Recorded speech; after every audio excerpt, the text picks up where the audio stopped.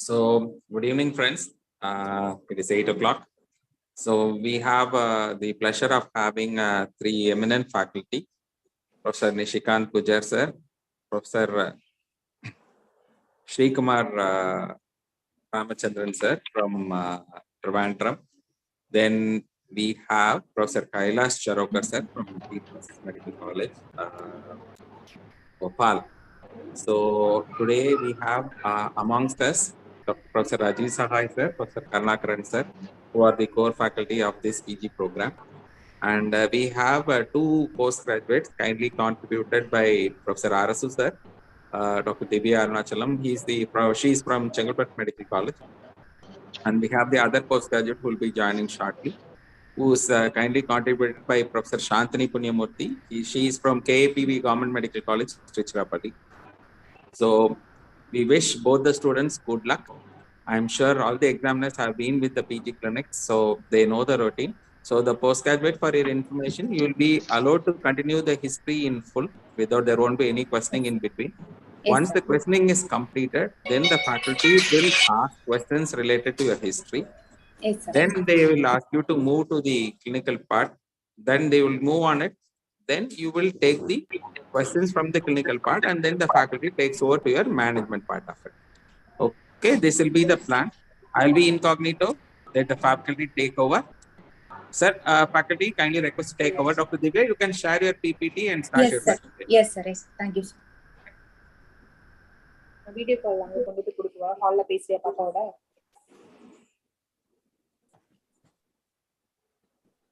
I kindly request the non-participants to mute themselves. The faculty and the presenting PG alone can keep speaking.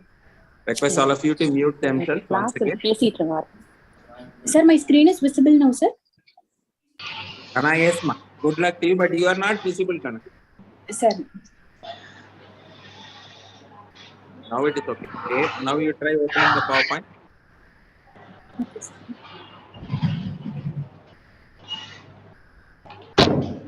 Sir, now, sir. Is it visible, sir? 1 second. We are unable to see you, Kana. For some reason, it was there during the last time. Now you are okay, ma, but again you have gone back. Yes, sir, but my screen is not visible. Leave it like that. You just open the PPT now. Okay, sir.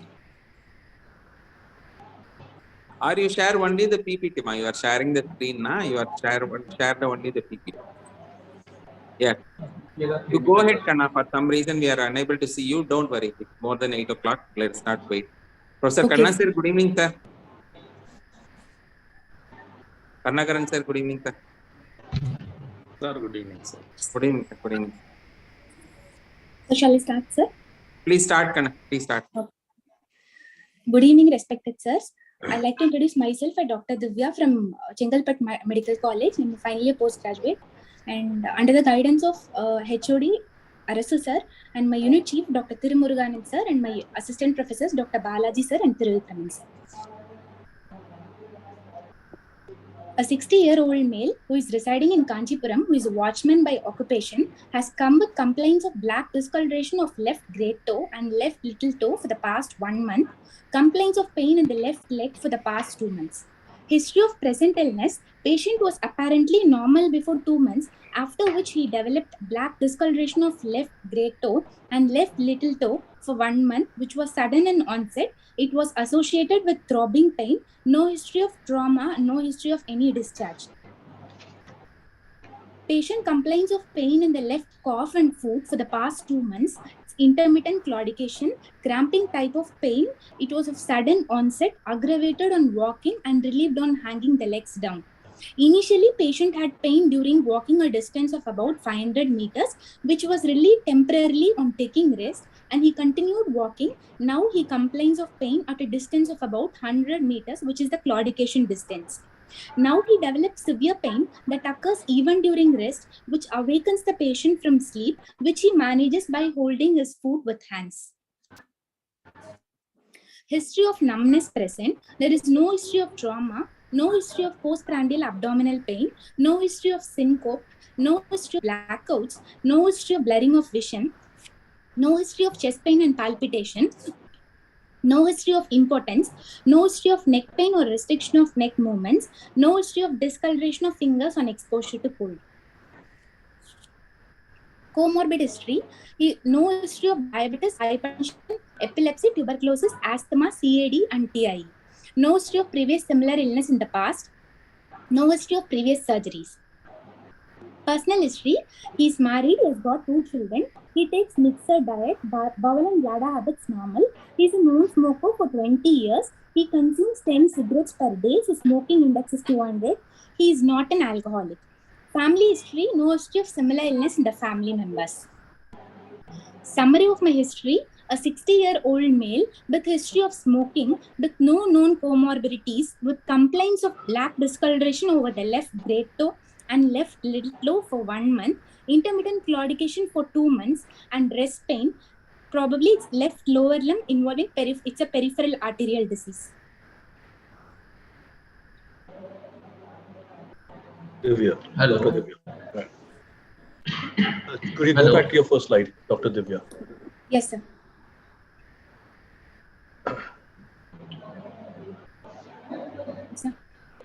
Right. You said in your history of your complaints of, you've written black discoloration past 1 month and pain past 2 months. It should be the other way, right? Complaint of Yes, sir, but leg, right? It should not.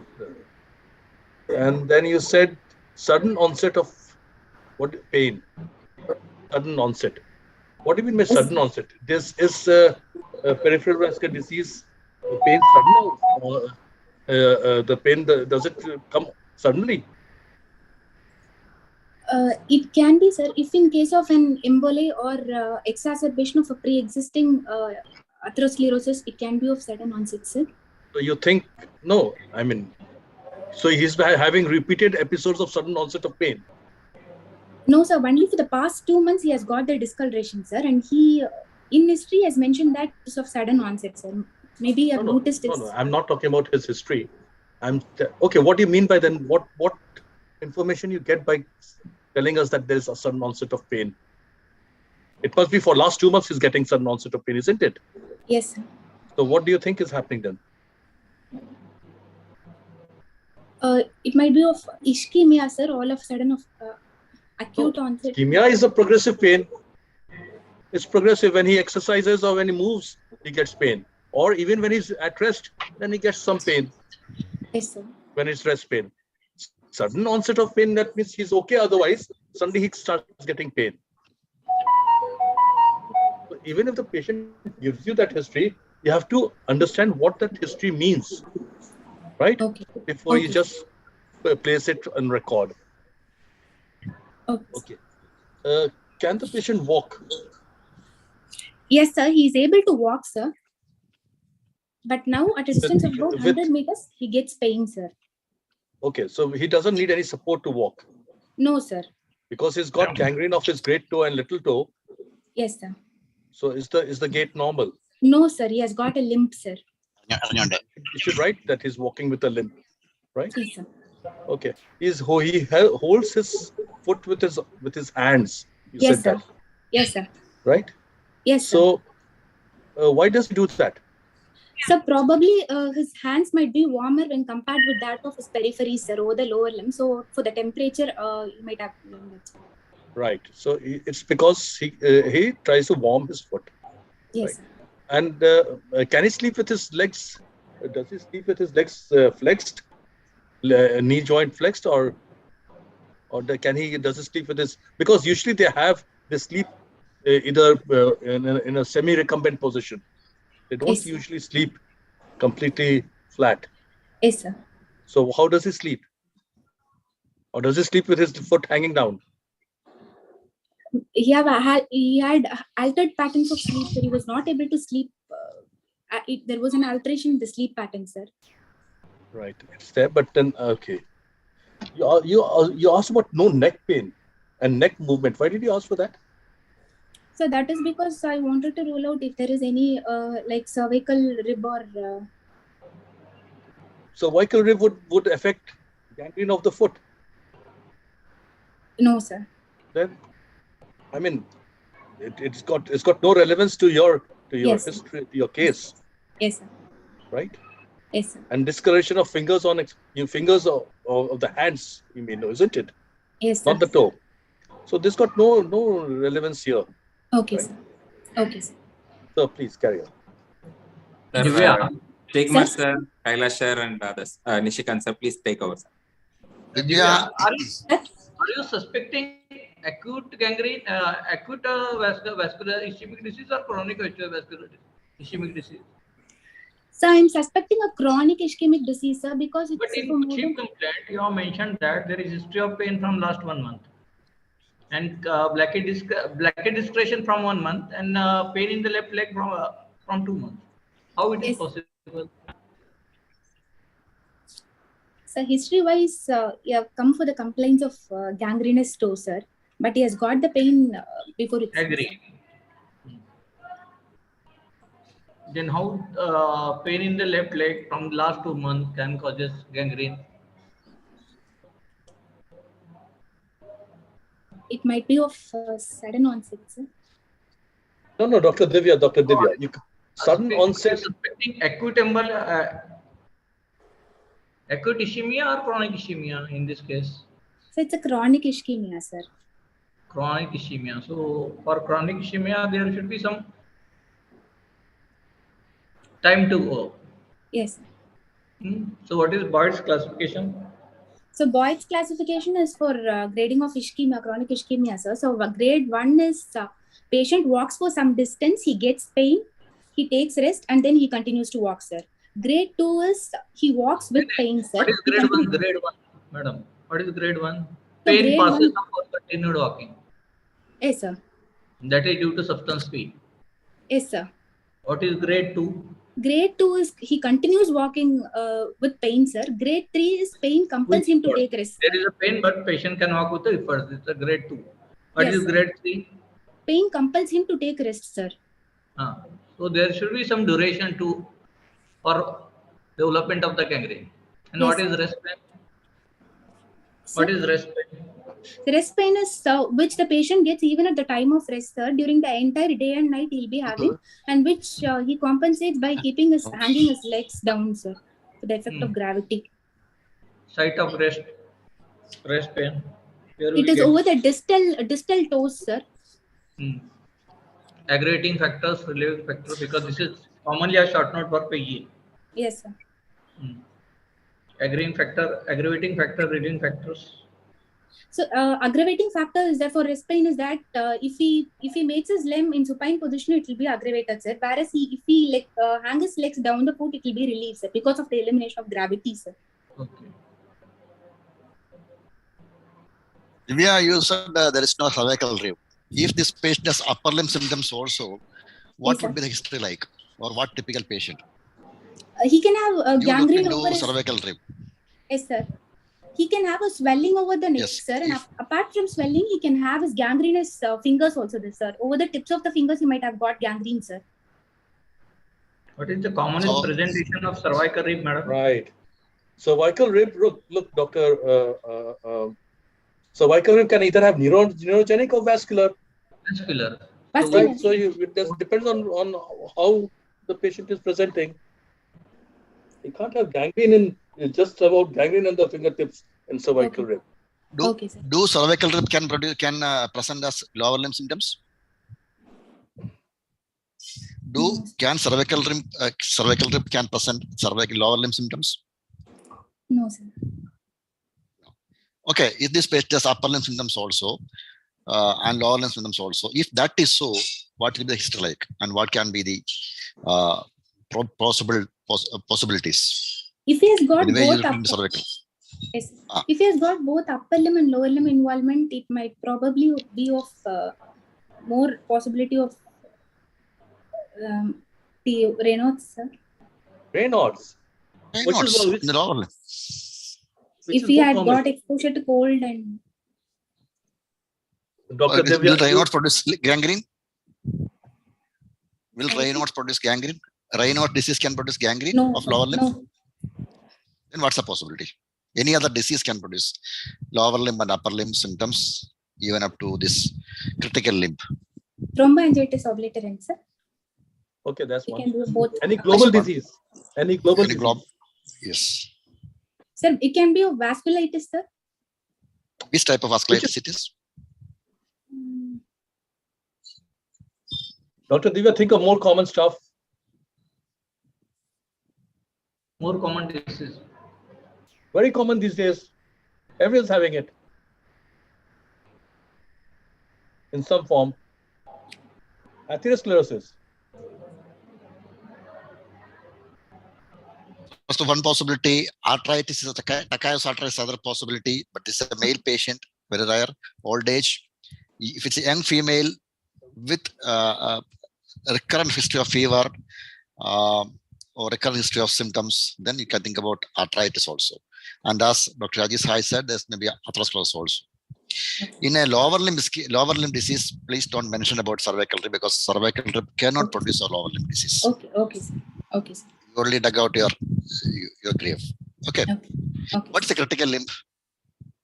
So critical limb ischemia is that patient has pain for continuous 2 months and which requires analgesics for 2 months and whose ABP ankle brachial pressure index is less than 0.3 and it might be accompanied either with a gangrene or ulcer. Fine. Okay.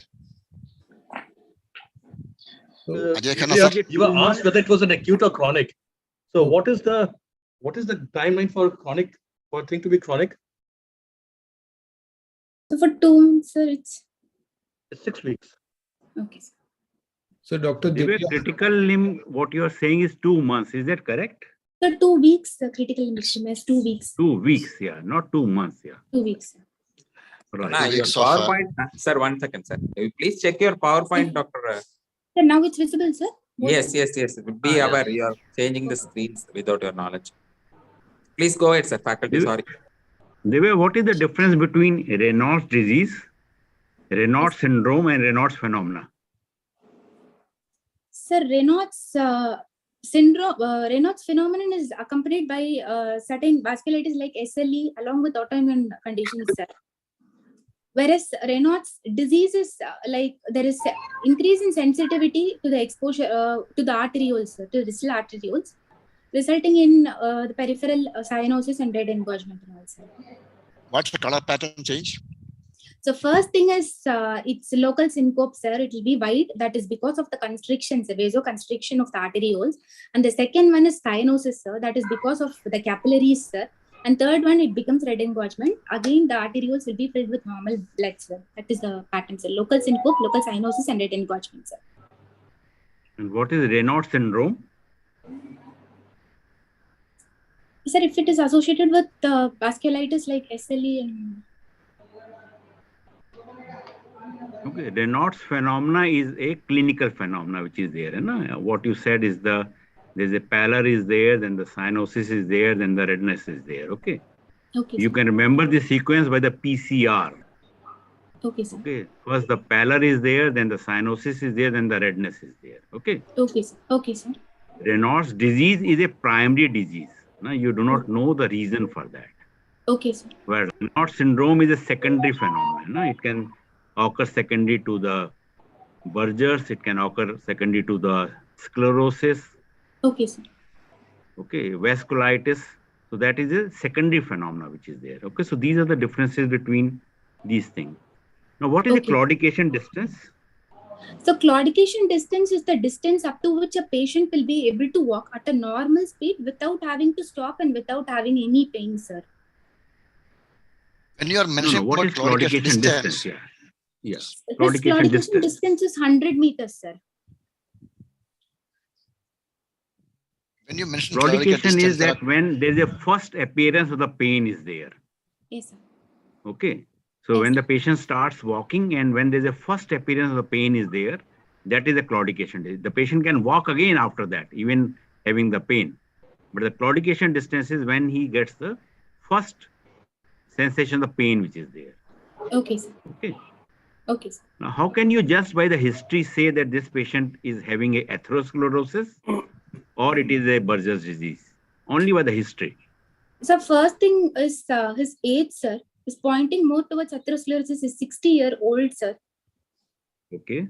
And second thing is that he has got intermittent claudication and rest pain. That too, it is involving large arteries, sir. Popliteal and femoral, sir. Large arteries. So if there's a pain in the popliteal region is there, where is the block? Or the Cough, ankle sir. region is there? Cough. He has got pain in the cough, sir. So probably it might, it should have been proximal, sir. It should be proximal, sir. Yeah. No, if the patient has a femoral-popliteal block is there, then the patient will have the pain in the calf and the ankle region. Yes, If there is a higher up is there, like the iliofemoral is there or autofemoral is there, then the patient will have the pain in the buttocks pain and to the thighs. Yes, sir. Yes. So, Yes. What is a Dr. Dev- pre-senile atherosclerosis? Sir? What is pre-senile atherosclerosis? So pre-senile atherosclerosis is which occurs at a younger age, usually associated with some autoimmune disorders, sir. So Autoimmune then the disorder. comorbid factors will be there. Okay, like the patient is hypertensive or the patient is diabetes. You know, there's a family history there. Then even in the younger age, you can get the atherosclerosis. Okay. What is the other term for this? Pre-senile is another. It's called accelerated. Accelerated atherosclerosis. Right. So a patient can have triglyceridemia and all that kind of thing. Yes, sir. And okay, did you find out about whether the gangrene was progressive? No, sir. It was not progressing, sir. It was limited up to the proximal part only, sir. Over the over the Right. So left. in your history, that should come out. That's not there. Okay, Right. sir. Okay. Yeah, sir asked you about differences between TAO and atherosclerosis, right? Yes. So I'll just give you a correct you. Atherosclerosis affects multiple organs. Yes, sir. TAO affects only the limbs, right? Yes, sir. And it has a strong association with smokers and no other risk factors. You know what is Shinoya's criteria, isn't it? Yes, sir. Right. So there's males less than 50 years, smokers without any Bilateral other involvement. risk factors like Yes, sir. dyslipidemia, hypertension, diabetes, Yes, sir. hypercholesteremia, as never proximal to the popliteal artery. Right. So this by history you can find out whether it is TAO or atherosclerosis. Sir, please. Divya. Sir? Divya. Definition of claudication. Yes, sir. So claudication is nothing but it's a cramping type of muscle pain, sir, which is brought about by exertion and is relieved on taking rest, sir. So it is a cramp-like pain felt in a specific muscle group due to deprivation of blood supply. Depends on the level of involvement, occlusion, sir. This is definition of claudications. And what is claudication? Distance at which patient experiences the pain, and after taking rest, patient can able to walk same distance. This is known as claudication distance. Yes, sir. Continue. Yes, sir. So shall I continue with my general examination, sir? Yes. Yes. Sir? I wanted to revisit and ask a question to you. Yes, sir. Very rightly described about the Boyd's classification. Yes, And sir. if you go back to your history, the way you have narrated the claudication distance declining, so Yes, sir. where do you, can you summarize and visualize where your patient stands and how fast is he progressing in 2 months, from which grade to which grade, and now there is a gangrene which is frankly visible. So can you just summarize and then move ahead onto your examination part? Yes, sir. So 500 has reduced to 100. So 100, sir. He has got rest pain, sir. and So now finally probably the rest pain. Yeah. So So Boyd's classification, sir. Yeah, how do you apply this here in this patient? I mean, you have narrated it, but you have to integrate to the findings of this patient. So how do you see the progression of your patient when you apply Boyd's classification here and you develop your own interpretation? Yes, sir. He has got grade 3, sir. Boyd's grade 3, sir. And he started with grade? Initially, he has got processing with stage 1, sir. He walks and then Grade 1 initially before 2 months and grade 2, and later on he has developed grade 3, sir. You have to apply that classification in all patients whenever you come across peripheral arterial disease, and try to derive an interpretation and apply to your patient that will give you a clear understanding whether you are dealing with a chronic ischemia or you were mentioning about sudden. And so there was a little dichotomy in your thought process whether you're dealing with sudden. So, what do you think? It's a chronic case you're dealing with? Yes, sir, chronic, sir. Chronic limb ischemia. So I think now it's clear. There is nothing like sudden here, I think. Okay, sir. Okay, sir. Divya, what are types of claudications? So we have got arterial claudication, venous claudication, and neurological claudication, sir. Neurogenic claudication. How will you differentiate neurological claudication that from the vascular claudication? So neurological claudication, patient will have pain at the initial first step itself, sir. And pain will be relieved only if the patient assumes certain posture. Like if he bends forward, there will be the compression of the nerves between the vertebral bodies will be relieved, or he has at times stooping posture. Okay, continue. Yes, sir. Shall I continue with my general examination, sir? Yes, please. Okay, sir. General examination. Patient is examined after obtaining consent in a well-lit room after adequate exposure. Attitude of the limb is sitting with knees flexed and gait is limping. He is moderately built and nourished. Conscious, oriented, afebrile, and hydration is fair. There is no pallor, cyanosis, clubbing, pedal edema, and lymphadenopathy. ECOG scoring is 2. Vitals, pulse rate measured in right radial pulse 80 per minute. It's regular in rhythm, normal volume and character, no radio-radial or radio-femoral delay. Amplitude of the pulse is grade 2, it's normal. Blood pressure 120/80 mm mercury measured in right upper arm in sitting posture, and 130/80 mm mercury in left upper arm in sitting posture. Saturation is 99% in room air. His height is 172 centimeters and weight is 57 kgs. His body mass index is 19.3. The clinical indexes.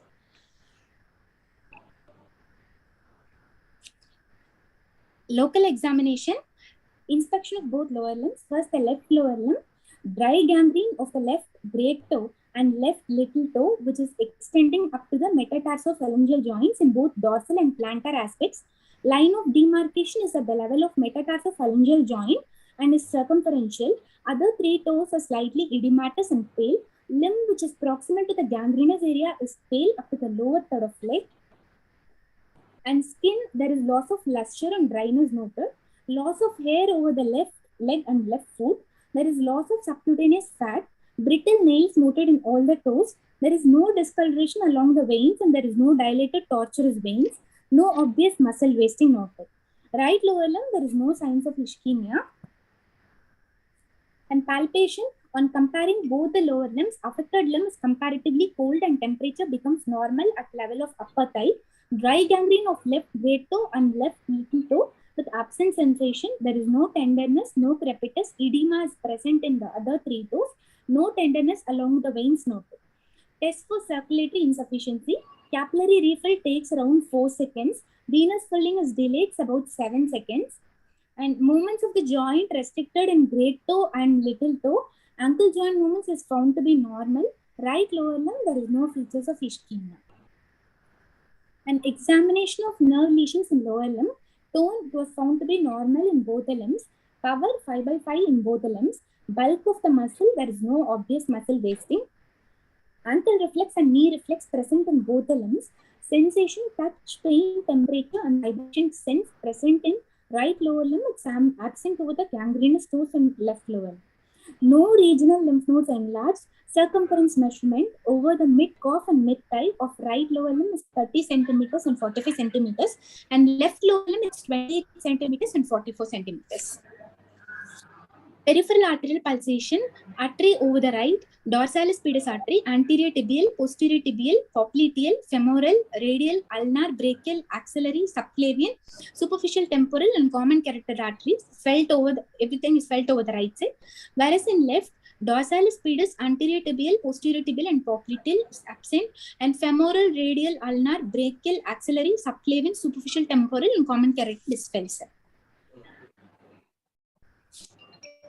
Coming on to my systemic examination, CV is S1, S2 heard and there is no murmur. RS bilateral entry is positive, normal vesicular breakdown heard. Peripheral is soft, there is no non-tender, no organomegaly and no bruit. CNS, no focal neurological deficits. Provisional diagnosis.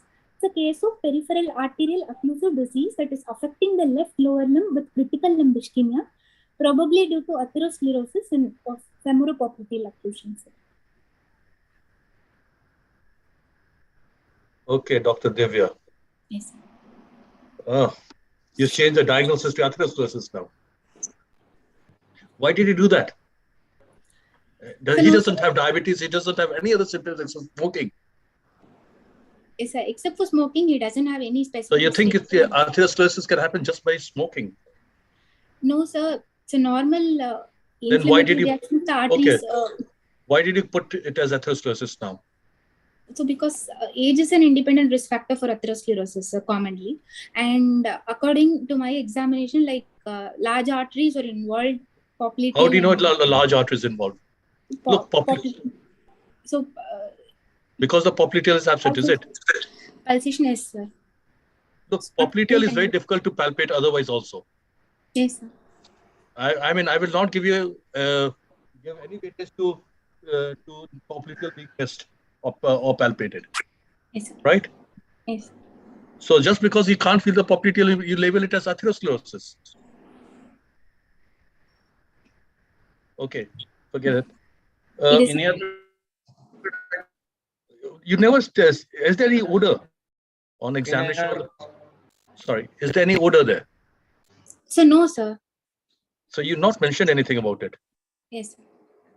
And he said there is no pedal edema on your general exam. Just go back to your general examination. Okay, sir. And then you say there is pedal edema over the 2 or 3 toes. Look, with this kind of gangrene, there's bound to be some pedal edema. Okay, sir. Right? Okay, sir. So you can't. You're just contradicting yourself, right? And okay. I'm surprised if the patient can walk, even with a limb. Just see a picture. Yes. Okay, could be right. Did you check his sensation for vibration and position of the toe? Yes, sir. But you've not mentioned it.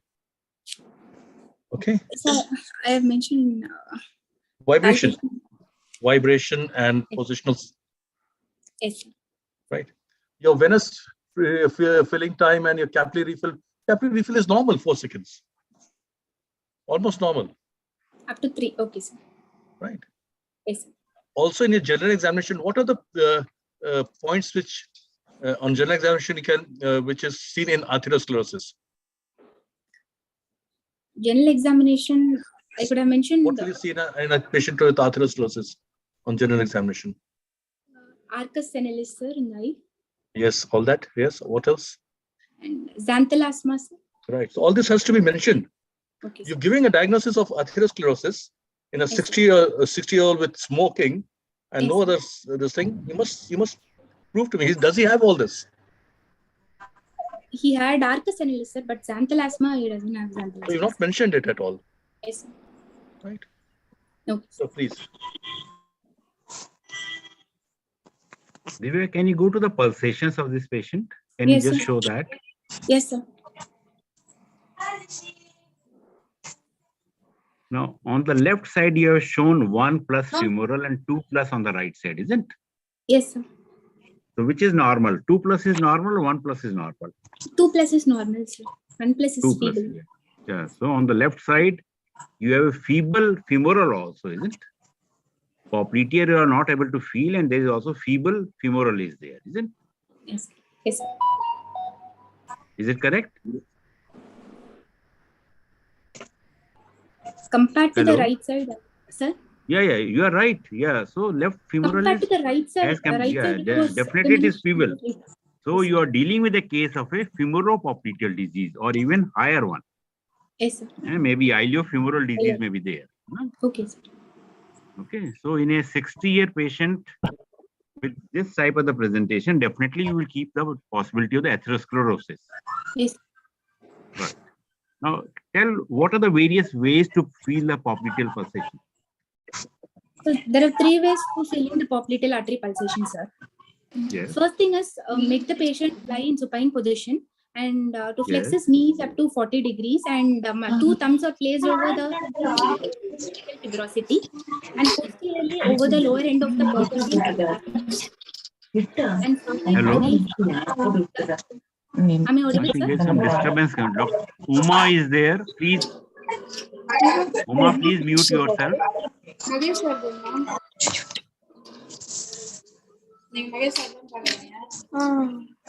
Then real time 2 Pro, please mute yourself.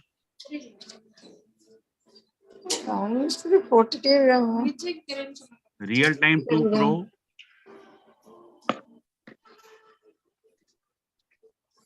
Okay. Sir, shall I Yeah, tell continue? Divya, yeah. The Yeah, please, popliteal first position is I made the patient lie in supine position and flex the knees to about 40 degrees and anteriorly both the thumbs are placed over the tibial tuberosity and posteriorly over the lower end of the popliteal fossa, hands are rolled over the upper end of tibia to palpate it, sir. This is one of the Okay. ways, and second thing is to make the patient to lie in prone position to 90 degrees and then measure it over the lower end of femur, sir. This is the second one, and third one is oscillatory method of Fashik, sir. Okay. All right. Dr. Divya, sorry. Dr. Divya, Sir? there's a saying that Yes. all this is fine. This is all theory. Okay, sir. The popliteal pulsations usually is easily palpable if there's a popliteal Aneurysm, sir. aneurysm. Normal popliteal pulsations are very difficult Not to. sir. Yes. Right. I just Yes. want to make that. Okay, sir. Okay. Divya, can you tell against which bone you feel the dorsalis pedis? Yes, sir. It is against the middle cuneiform and navicular bone, sir. Okay. And the posterior tibial? And the posterior tibial is against the head of the talus, sir. Head of the talus. Sorry, neck of the talus, sir. Sorry, sir. Neck of the talus. No, talus Where is do you on the front palpate side. it? Can you? Posterior tibial, I'm asking here. Second calcaneum. Where do you feel the posterior tibial? Is The it above the posterior- ankle joint or at the ankle joint? Below the ankle joint? No, sir. It is between the tip of the lateral malleolus, between the tip of middle malleolus and the calcaneum, tendo-Achilles against calcaneum, sir. Right. Yes, okay. Okay. Divya, Sir? Divya, Sir? a dorsalis pedis is palpated against which bone? So it's again navicular and middle cuneiform, Or sir. head of first metatarsal?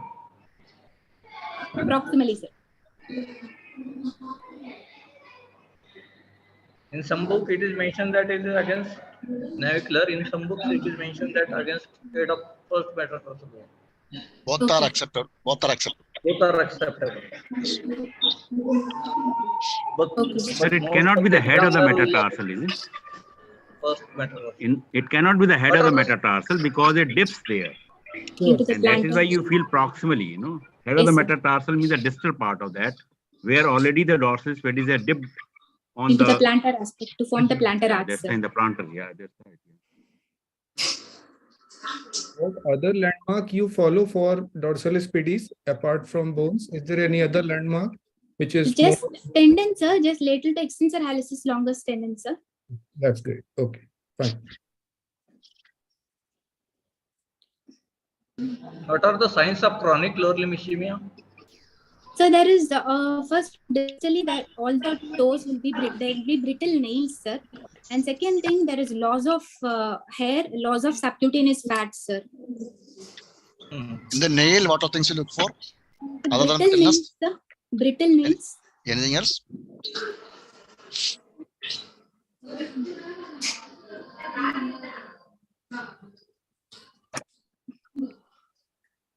What are signs of acute ischemia? Signs of acute ischemia. For acute ischemia, it can be on dependency there will be pallor, sir. On dependency it will be normal, but when elevated it will be pallor sinus, sir. And there will be absence of pulsation, sir. Painful, it will be painful also, sir. Hyperesthesia, sir. Pain, paresthesia, pulsations. Paralysis, sir. What is Peripheral postural test? Why did you tell in this patient the ECOG 2?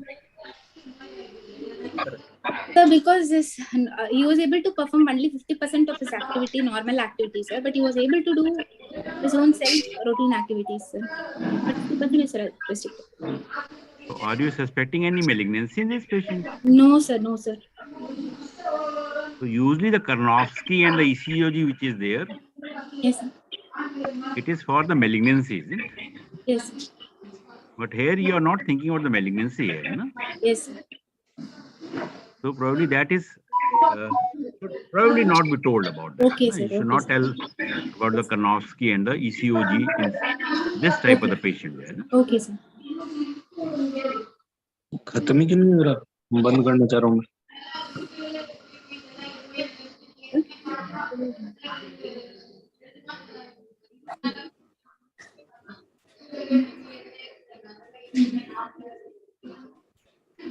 Okay, Divya, how you are going to work up for this patient? First, since I'm suspecting it to be a femoral-popliteal occlusion, sir, I would like to, and I'm planning for a revascularization procedure for this patient, sir.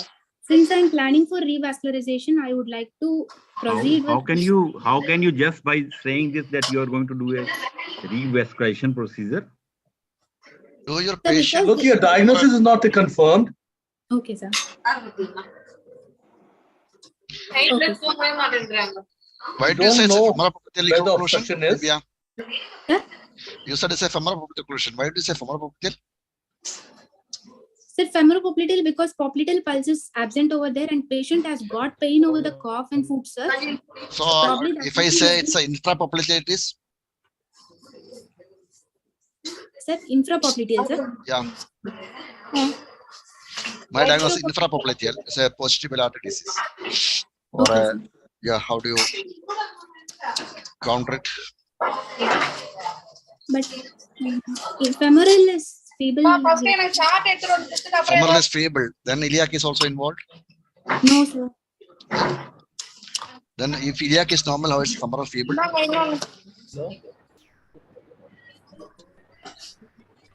If Dr. femoral Divya, is Dr. Divya, all these palpatory findings are very, very subjective. Okay, We sir. need a more objective evidence to come to a diagnosis, Okay, sir. right? Okay, sir. So what will you do now? So initially, I would like to go with Duplex Doppler, sir. okay. If Dr. Doppler, Kanagal, there is a lot of disturbances there. This real Me Too Pro. Could you please mute Divya. yourself? Sir? Divya, if you're asking Sir? for a Doppler, Yes, sir. send a radiologist. What all things will you specifically ask for or look for? Tremendous noise. Sir, Doppler basically I look for the stenosis flow, sir. Look for the flow and stenosis, sir. What's the significance of flow? If it is forward or like if it's more amount critical or not, sir. More amount of flow towards the probe. Any retrograde flow is possible in artery? Sir? Any retrograde flow is possible in artery? No, sir. The amount. Okay, then. What's the importance of flow velocity?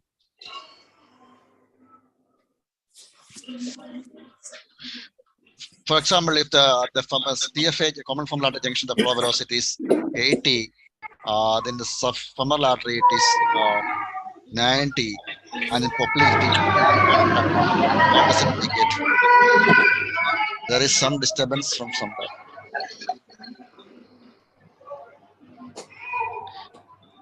There's a sharp increase in flow velocity. What does it indicate?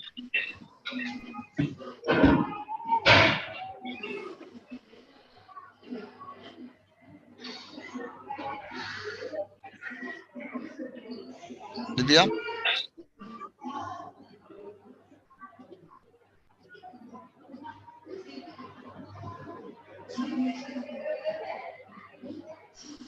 Divya? Divya, you are there?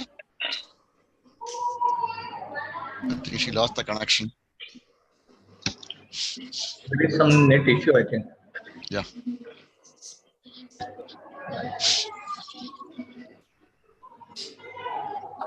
Sir, am I audible now, sir? Sorry, sir. Yeah. Sorry. So if there's an increase in the flow velocity, there's a decrease in the flow velocity. What's the importance? Stenosis, sir. Increase in velocity. Pointing more towards stenosis, sir. Yes. Then? And,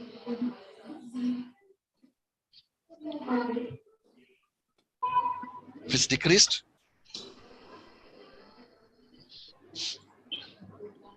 Dr. Divya, sir? you know what is Poiseuille's law? The flow rate is Yes, directly proportional or inversely proportional to the diameter. Okay. Right? Sir. Yes. So if the flow is, if the diameter is slightly less than is about till 50%, the flow will increase. But if the obstruction is more than 50% of the surface area, the flow will decrease. Okay, sir. Isn't it? And become Yes, nil when there's completely obstructed. Yes. So there are three numbers here: increase, decrease, or absent. Right. So you got to talk on that. So, and when you do a Doppler, what do you look for? I look for the flow velocity and No, rates, what kind of what is B mode and M mode? So M mode is motion, sir, and B is the brightness mode, sir. Duplay is basically for we look for anatomy. You're going to do an ultrasound and a Doppler. So what will you look for now? I look for both anatomy as well as physiology, sir. Duplay is basically for anatomy and Doppler is basically for physiology. So what will you look for in anatomy? For flow as well as for stenosis, sir. Flow is not anatomy. What we look for in anatomy? Flow is Doppler. Not a part of anatomy. Flow is Doppler. What will you look for in anatomy? If there is presence of any collaterals and nearby anatomy. vessels. No. Anatomy. Structure. Anatomy structure. Look, Dr. Divya, in anatomy, you look for the structures outside the artery, within the wall, and within the lumen. Okay, sir. Right? So outside the artery, you'll see whether there are any lumps or anything which is pressing onto the artery. Within the wall, you look for thickness, calcification, atheromas, and within the lumen, you look for thrombus, all that kind of stuff. Okay, right? Yes. Even lymph nodes compressing the femoral artery has been case are reported. Huge iliac nodes compressing the artery. That's also there. That's anatomical part. Wall thickness is anatomical part. Wall obstruction is anatomical part. Steno is anatomical part. Ultrasound is looking at basically anatomy, as Dr. Rajesh has said. So you look at the structure of the vessel, you look at the extrinsic compressions, or look at the obstruction. Okay. Then physiology, what all things you for? Or Doppler? Doppler will go for speed, velocity, speed, sir. Any wave pattern? Yes, sir. Since normal waveform is triphasic, sir. What are the triphasic waves? The first one is forward flow, sir, which involves the systole, sir. And the second one is the reversal, which is the early diastole. And the third waveform is again positive, sir. That is due to the elastic recoiling of iota, which is again positive, sir. That is late diastole, sir. So you have two positives and one negative. What happens if the obstruction develops? For obstruction or stenosis, there will be decrease in the reversal also, sir. So the second wave will be somewhat diminished, sir. If in case of atherosclerosis, which is the first one will go? Second wave?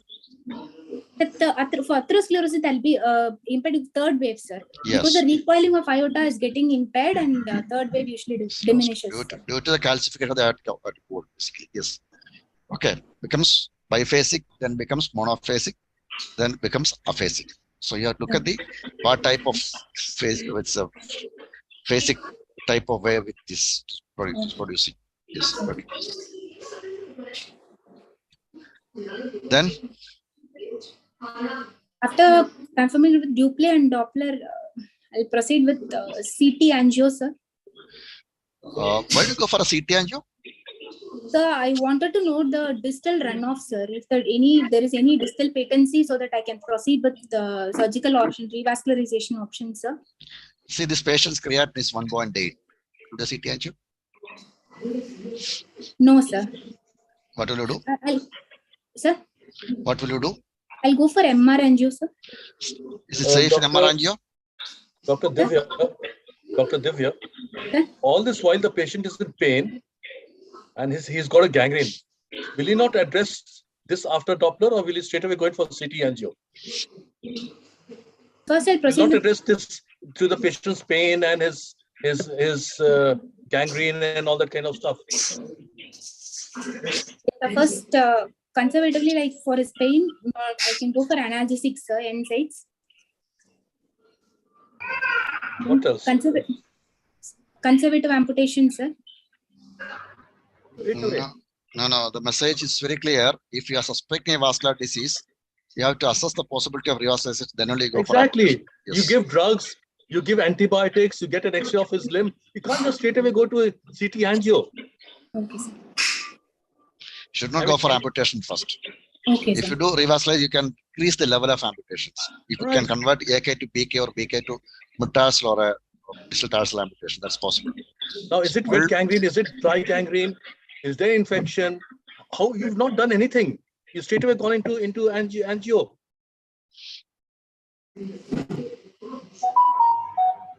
Okay, Now sir. what will First, you do? Tell me. I'll first go for then medical management, sir. I'll put him on antiplatelet like aspirin 75 mg and clopidogrel. I'll go on for statins also, sir. I'll check for his cholesterol levels and then What go for statins. investigations will you do before you do all this? First thing is basic. Is he anemic? No, is he, sir. Routine. has he got sugar? Has he got his cholesterol okay? Okay. And apart from routine investigation, like I'll go for RFT also, sir. Renal function test and check his creatinine level, sir. Yeah, that is 1.8. Yes. Do an MR angio is safer than CT Doctor, angio. Divya, don't get too hassled. It's okay. Don't get too worried. Please, sir. I'm not trying to browbeat. I'm just trying to tell you that Yes. as a resident, you have to think like a resident. You don't think like a super specialist. You get me?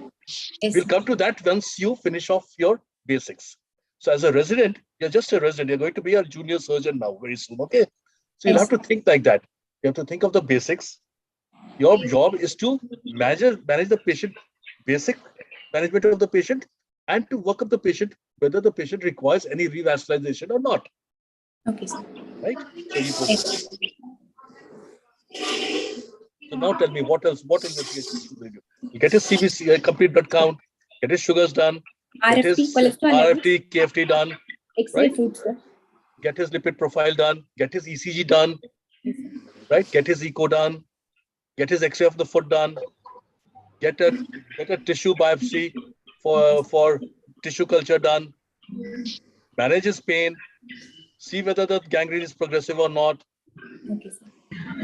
give him medications to increase the flow, manage his pain. All this has to be done. Okay, sir. Go on.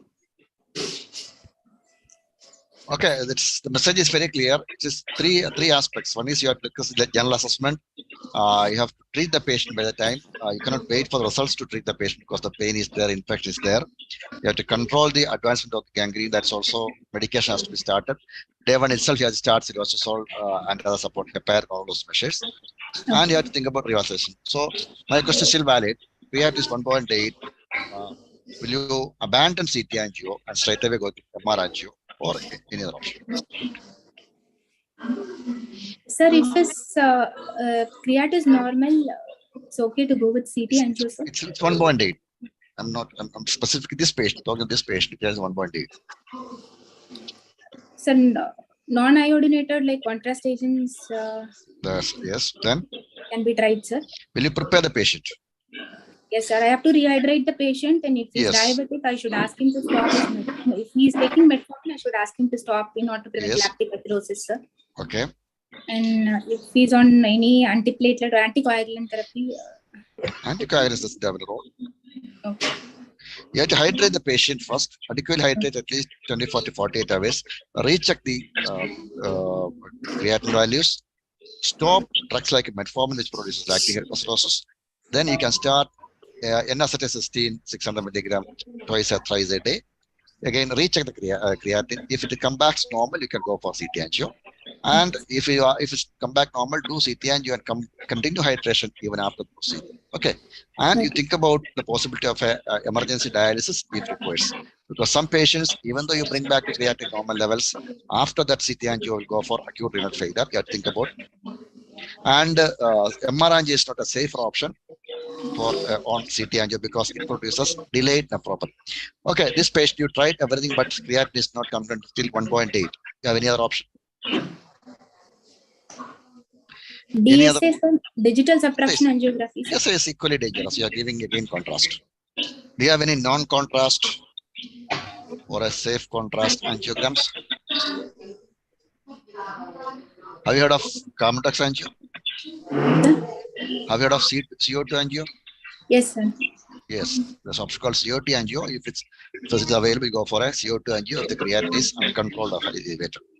Okay. Then what will you do? So then I'll look for the patency of distal vessels, sir. No. Okay, CT angio, what are things you do? Okay. CT angio is there or any angio is there. What are points will you do? Angiogram. So what is the, where is the blockage? What is the site of blockage? What is the extent of blockage, sir? And I'll check for the distal runoff as well as run-in also, sir. The patency of the vessels proximally as well as distally, sir. Okay, it's ideal for resources. We come to it later. If it's so, as Dr. Rajesh sir said, how will you make sure that the patient is fit for the procedure? You have decided to go for an intervention. How will you make sure that the patient is fit? What all other tests will you do to assess the general assessment? The general assessment, first I'll be looking for hemoglobin, sir. The second thing is I'll go for a complete blood count and RFT, sir. It's already done. It's atherosclerosis. It's atherosclerosis. It is not a focal disease like hernia. Okay, sir. I'll get an ECG and today echocardiography done, sir. Okay.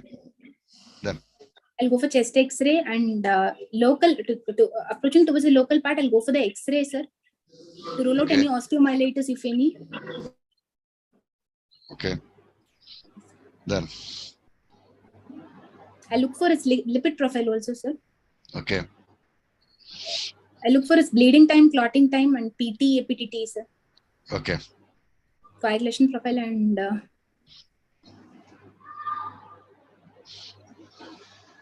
Dr. Divya, is there why do you want to go for CT angio? Why can't you go in for a conventional angio in this patient? So to look for the vessels patency, angiogram is far better, superior than plain CT. So we'll not be able to see. No, it is. You think an angio, a CT angio or a DSA or an MR angio is better than a conventional angio? No, sir, but look, conventional angio is both diagnostic and therapeutic. Okay. If you have on a Doppler, you can know where there's a small segment, right? You can go in for a CT angio, conventional angio. I'm sorry, conventional angio. Okay. Do you know what is the criteria for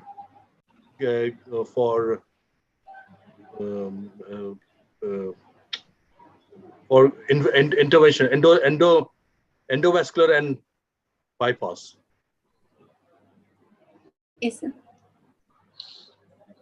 Bypass, like stenting, it depends on the site of occlusion, sir. If it is there's a guideline called Task 2 guidelines. Do you remember? Do you know that? No, sir. Okay. These guidelines. There's they tell you whether you have to go in for endoluminal or open surgery, right? Whether you can manage it by endovascular or by open surgery. You have to go through that. Okay, sir. What is task? Doesn't know, sir. It's a transatlantic intersociety consensus. Okay. It has 3 grades: task A, task B, and task C. It looks to mainly 3 criteria. One is site of the lesion, type of the lesion, and length of the lesion. Okay, site of lesion is aortic, iliac, or femoral, and type of lesion is obstructive or stenotic, and size of lesion is length of the lesion. Depending on this, is classified into 3. Just for your level, that's number 3. And it is task In fact, A. There's task D also, for which is 4th, where in that you have to go in for open. Task A is smaller lesions, mostly proximal lesions, single lesions, mostly stenotic. This going for more for angioplasty. C and D is more for bypass. Okay. A and B basically for angioplasty. What is LEX scoring system? Sir? LEX, LEGS scoring system. Lex. Have you heard of it? No, sir. No idea, sir. That is lower extremity grading system for revascularization. You look at the general condition of the patient, type of lesion, and the parameters. If there's a score, If it is more than 20, you go for amputation. 9 to 20, you go for angioplasty. And below 9, you go for bypass surgery. Okay. That including the general condition of the patient. Because always don't look at the lesion only, but you have to look at the general condition of the patient. Comorbidities. If the more comorbidities, patient is not fit for a procedure, even a early amputation is never a contemplated procedure. It is to be done in case of requiring patient, where the patient is very poor, general condition, totally bedridden patient, there is no meaning in revascularizing it. If the general condition is average, but the longevity life is less, again you go for a angioplasty. If young patient, healthy patient, bypass are better. What about the, you have idea about the conduits? Or how do you bypass? What are the conduits used? It can be either anatomical or extra anatomical, sir. Okay, my question is different. Okay. What is extra anatomical? Extra anatomical is crossover bypass, sir, or one level, leaving one level and coming on distally to that, sir. For example, if it is axillobifemoral or axillofemoral, or crossover is femorophemoral, sir, to which opposite. Where it is not parallel to the native artery. Okay. If you're putting a bypass graft, it's not in parallel to the or not corresponding to native artery, is called extra anatomical. And when it comes to parallel or along the native artery, it is called anatomical bypasses. My question is conduits. There is a type of bypass conduits. What will you do for this? What will you put for the bypasses? Sir, graft like saphenous vein, sir. Yes. In situ, either it can be in situ without reversing it, or it can be reverse saphenous vein, sir. Apart, if saphenous vein is not available, long saphenous vein is not available, we can go for others like short saphenous vein, basilic vein, cephalic vein, as well, sir. Veins. Okay. Artificial? So artificial is PTFE and Dacron, sir. Background. Okay, fine.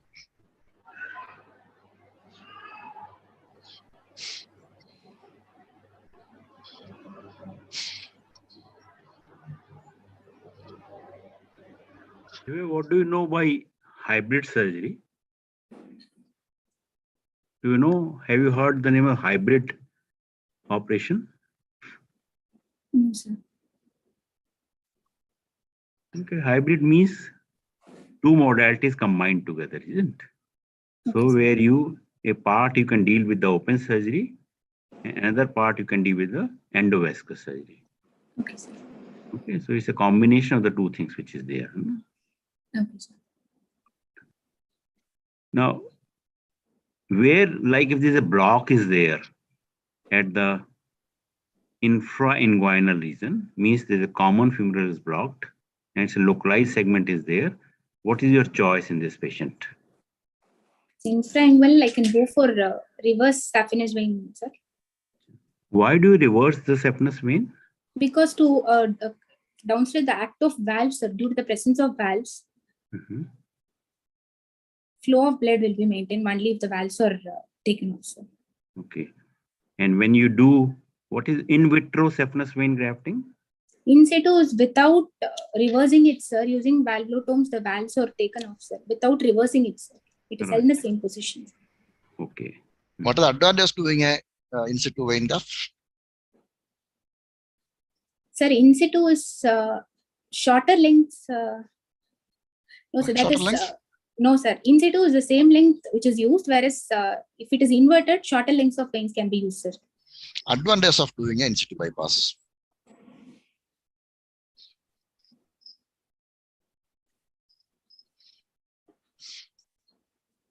You're doing Damage of ulcer can be Advantage. But my question is not disadvantage. Advantages of. Sir asked about in situ bypasses, where you know how to do in situ bypass. What are the No, sir. problems of a reverse venous vein graft? When you're reversing it, there's a size discrepancies there. Distal part of vein is smaller, that is belonging to a larger femoral artery, and larger surface junction, upper surface venous vein is taken to a smaller vestibular popliteal artery. So this size discrepancy is there. So that can be avoided by against bypass. The size is almost equal. Second thing is dissection is required. Very less dissection is required. You don't have to the large incision toward the length to harvest the vein. You just put the incision at the same point, deepen the incision, find out the vein, and do anastomosis. Okay, so Yes, wound complications are less. The problems are basically the valve may not be always damaged by the valvulotomy. It may be incomplete. Go for early obstruction and all those problems are there.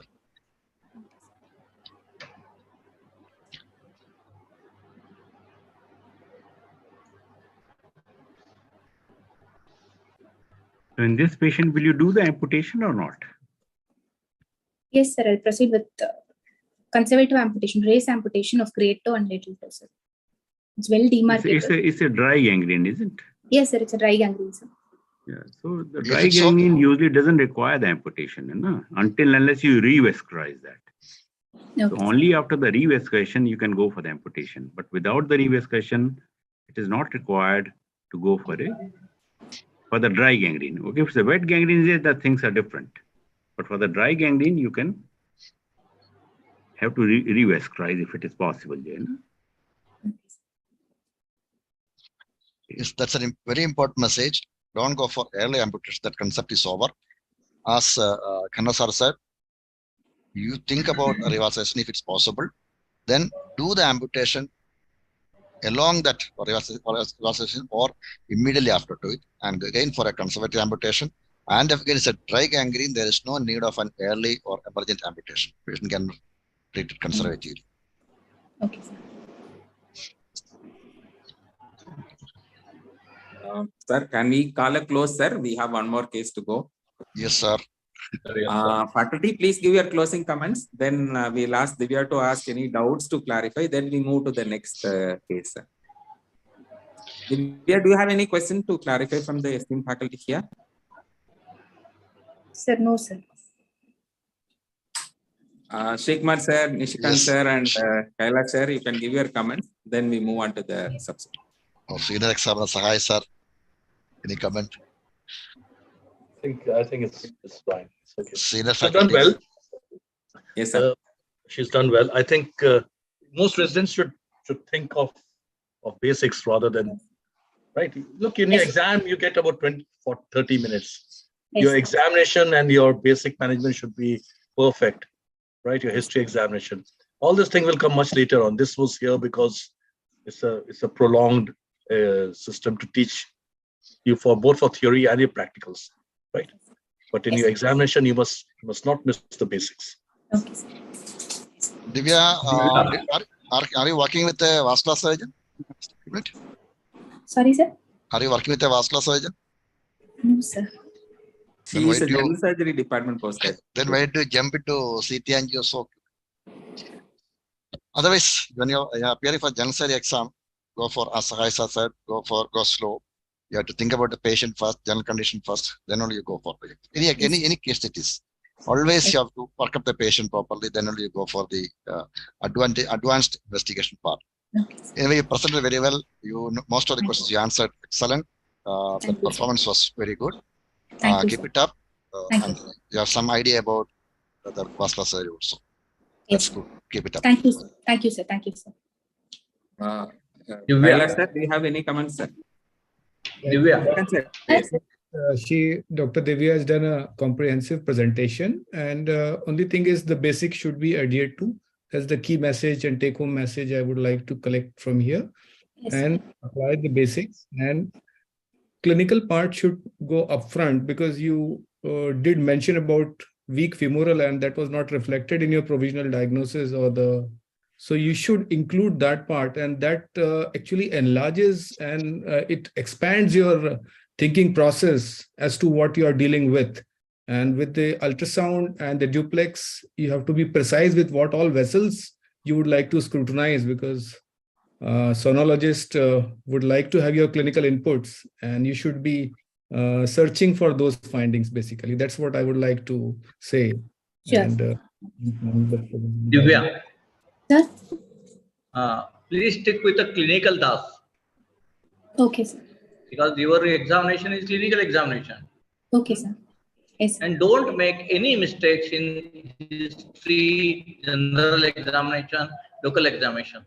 This is Yes, PG exam. Okay, sir. And think twice before presenting the each sentence. Okay, nice Okay, presentation. Thank you, sir. Thank you. Thank you so much, sir. Thank you, Dr. Divya. You can stay with the, for the second case discussion. Dr. Vikram, Yes. please switch on your video, start your PowerPoint.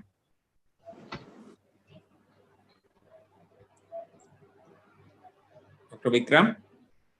Hello, sir. Good evening, sir. Good evening, Vikram. Vikram is from Trichy KAPV Government Medical College, sir, and he is going to present a case on varicose veins. And he is kindly contributed by Professor Shantini Madam, the head of the department at the KAPV Government Medical College. Vikram, you can start your PowerPoint. Please introduce yourself, your assistant professor, your chief and the head of the department, and start your presentation. Sir. Good evening, sir. I'm Vikram, third year postgraduate from Government KAP Medical College, Trichy. I'm under Professor Shantini Ma'am unit. My assistant professors, Dr. Uma Ma'am, Priya Ma'am, and Venkatesh sir. Start your PPT, ma'am.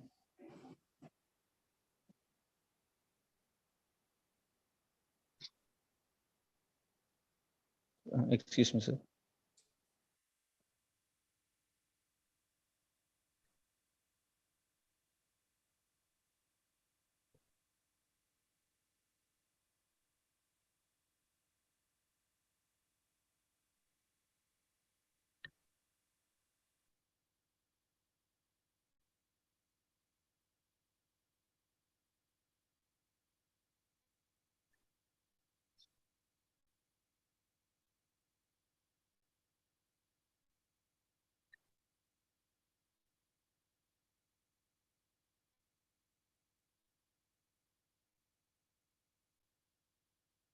Hello, sir.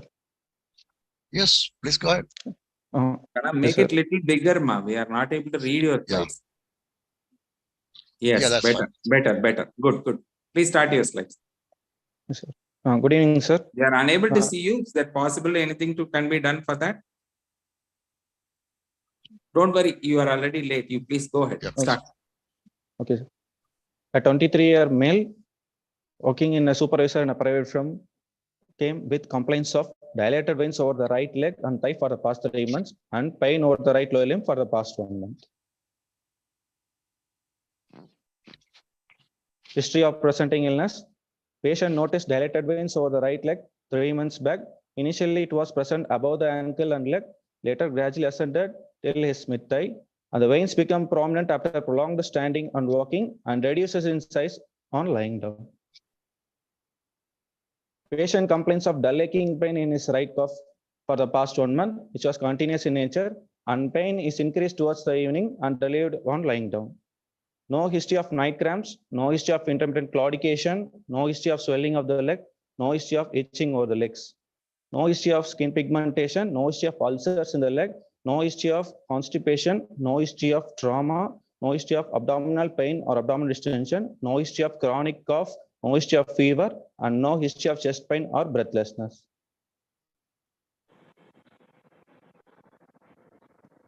Past history, no history of diabetes, hypertension, tuberculosis, bronchial asthma, epilepsy, or coronary artery disease, or CVA. No history of chronic drug intake, no history of similar complaints in the past, no history of past surgeries, and no history of prolonged immobilization. Personal history, the patient is taking mixed diet, having normal bowel and bladder habits, has normal sleep pattern. He is not a smoker or an alcoholic. Family history, no history of similar complaints in the family.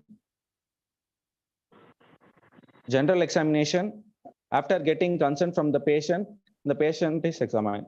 So on examination, patient is well built and well nourished, afebrile, hydration fair, no pallor, icterus, cyanosis, clubbing, pedal edema, no generalized lymphadenopathy. Vitals, blood pressure 120 by 70 mm of mercury measured in the left arm sitting position, pulse rate 76 beats per minute, normal in rate, rhythm, volume and character, respiratory rate 18 per minute, and temperature is 98.6 degree Fahrenheit.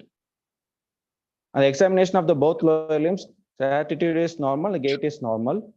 Examination of moving to local examination of left lower limb, after getting consent from the patient, and the patient is exposed from the umbilicus to foot with right leg externally rotated and abducted. Inspection, tortuous dilated vein seen on the medial aspect of the leg, starting anterior to the medial malleolus to posterior medial aspect of the knee and along the medial aspect of mid-thigh. No swelling of the limb. This is the clinical picture here.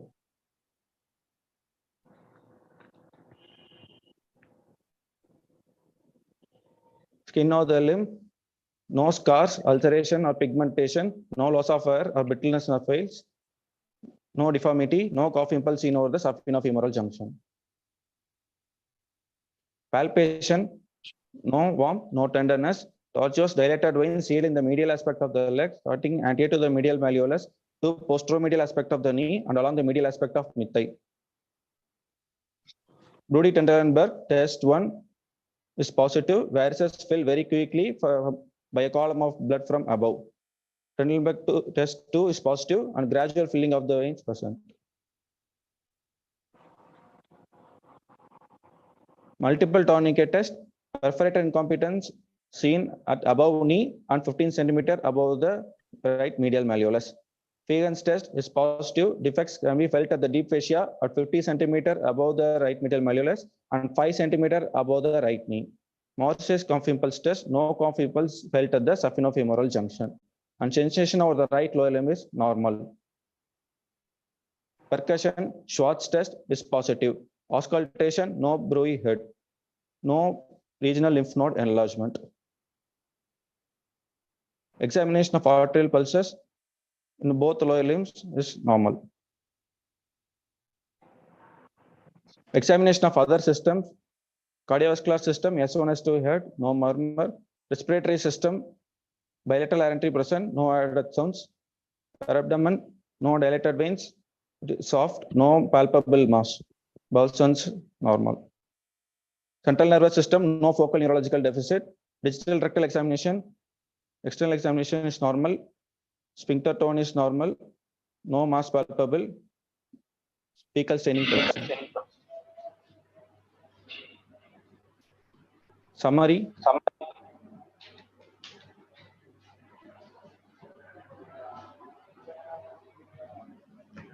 Hello.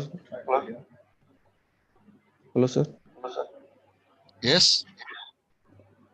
Finish it. Yes, sir. A 23-year-old male with complaints of dilated tortuous veins over the medial aspect of right lower limb for the past 3 months and pain over the right lower limb for the past 1 month.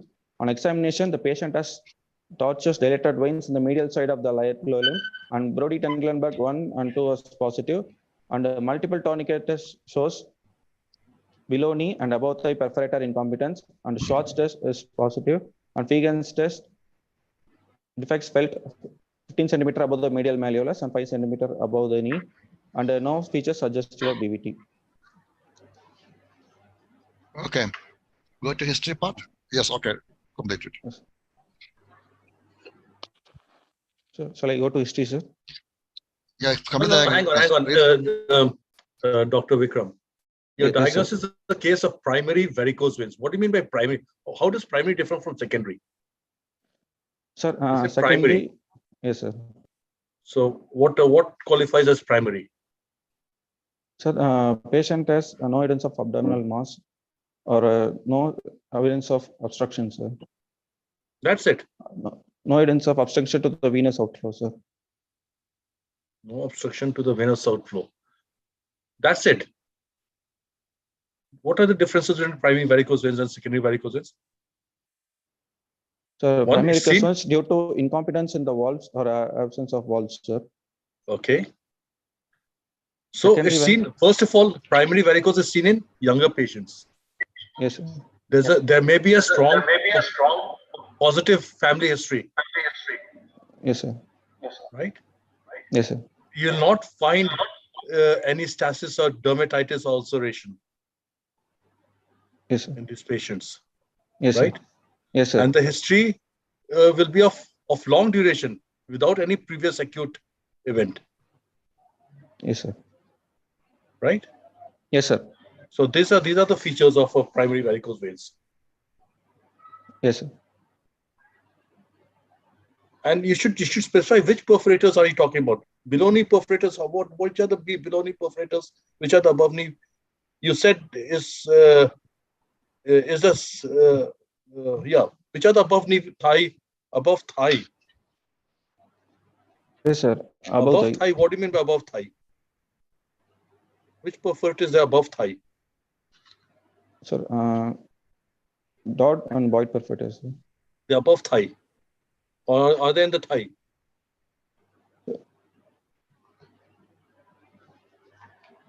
Where are these perforators? Yes, sir. Below knee and above knee. It's below not above knee. thigh. You have the saphenofemoral, above you have thigh, the thigh above perforators, knee, and you have the below knee perforators, isn't it? Yes, sir. So don't use, right? Mommy. Now I can go back to your history. Above knee, Just yes. go back to your history.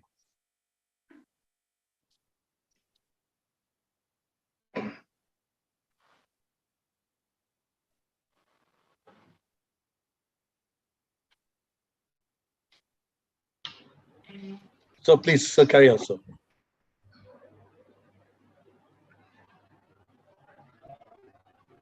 Okay, prominent after prolonged standing and walking. Yes, sir. Right. What's the importance of prolonged standing here? Why prolonged standing is important in the history of varicose vein?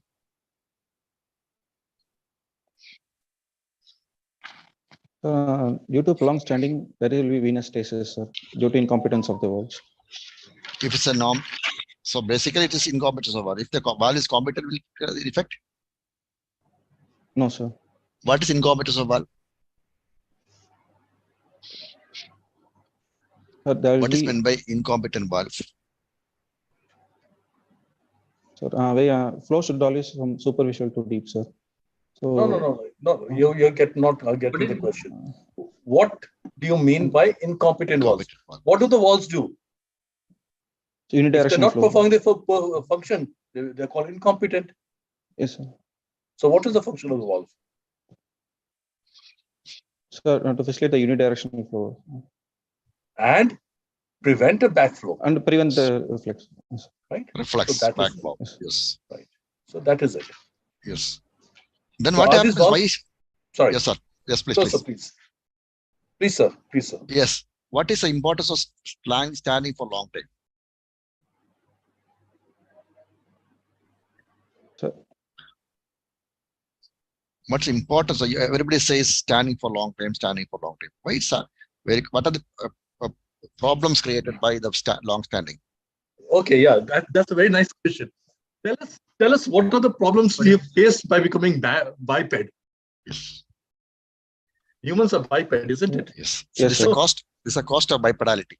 Yeah. So what are the problems which we face because of bipedality? Sir, groin hernias. Very good. The hernias, very nice. What else? Varicose veins. Very good. What else? Okay, let me go through it quickly. Prolapsed intervertebral disc, osteoarthritis, hemorrhoids, right?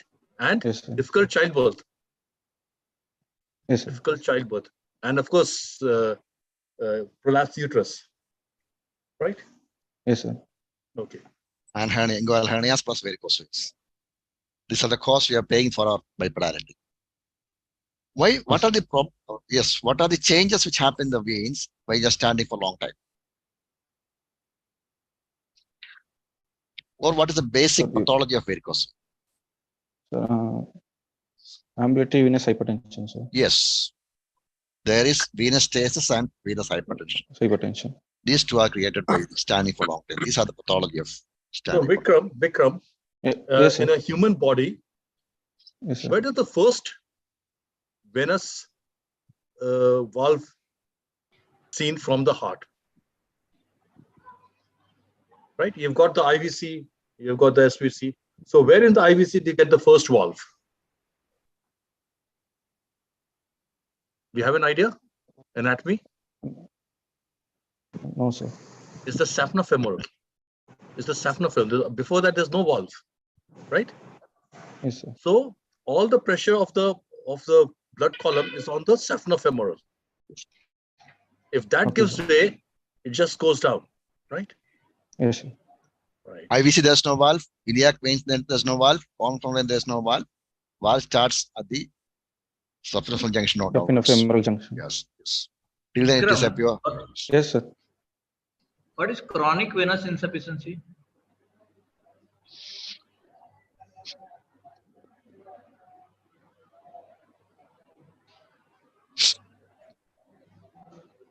Don't Vikram answer. Simple question. MBBS question. Chronic venous insufficiency. The regular terms you use regularly. Chronic venous insufficiency. What's CVI. Just discussing about pathophysiology. That's why I'm asking. Any idea? Yes, sir.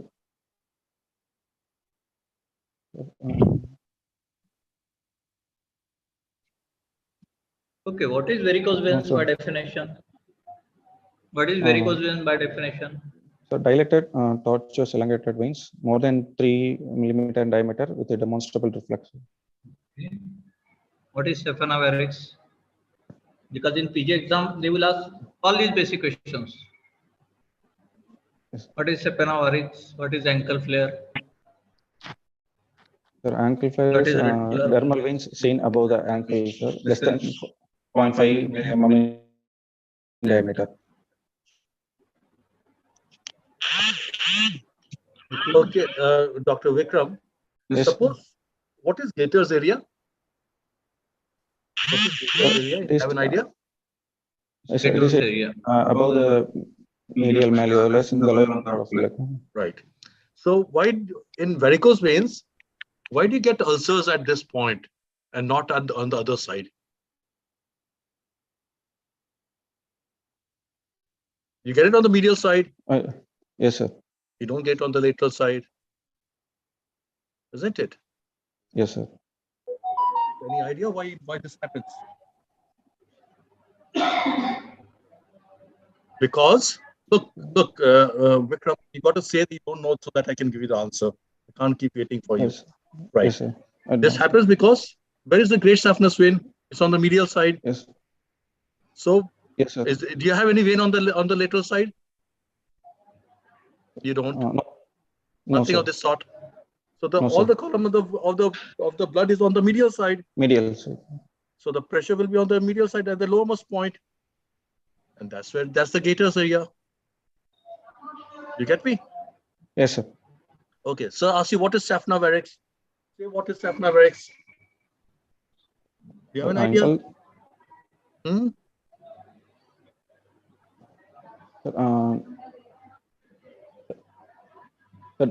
The dilated vein seen at the You said you did one test. You did one test. Just go back. Morse's cough impulse test. Yeah, you did that test. What does that test mean? Sir, there is. Sir, What does that cough impulse test mean to you? Sir, incompetence of the vein, sir. Okay, there we all know it means incompetence of the vein. Why? What does it? What is the clinical significance? How do you do it? When you cough, what happens? Because impulse is felt in the. So what is that thing called? It's called saphenous varix. It's dilated veins there. What is that opening called? What is that opening called? Saphenofemoral junction. Junction is between the two, where the saphenous vein opens into the thing. That's the junction. What is that opening called? It's called a saphenous opening. Yes, sir. Now, where is this defect? Where is this opening? With this saphenous opening is a defect in what? Peripheral fascia, sir. Huh? Which fascia? Peripheral fascia. Which fascia? Peripheral fascia. Peripheral fascia covers that opening in that defect in the fascia. It is the Yes, fascia lata. It's the defect in the fascia lata, right? Okay, sir. Right. Okay. Sir, please.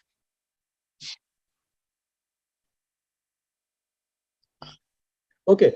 Now that you've let's go back to your history. Just go to your next slide, please. Next slide, please. Okay, why do you get pain in a case of this? Is it involving only the great saphenous system or the short saphenous system also? Sir, great saphenous system. Only great saphenous system. Okay. So why do you get pain in this case? Dull aching pain in the right calf, which is continuous, increased towards the evening, relieved on lying down. Why does all this happen? Due to venous pulling and the stretching of fascia, sir. Okay. So now, how does the blood from the lower limb go back to the heart? What are the factors which, yes. Right. What are the factors which draw the blood from the lower limb back to the heart? How does that happen?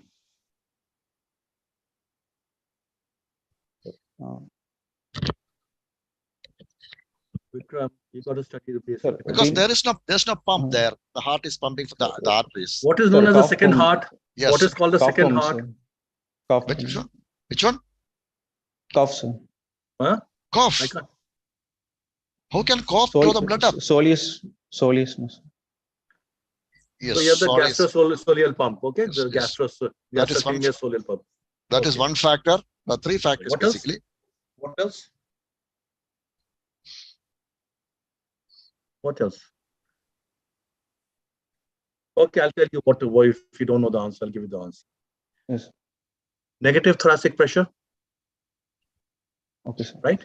And what is visa tergo? Have you heard of a term, visa tergo?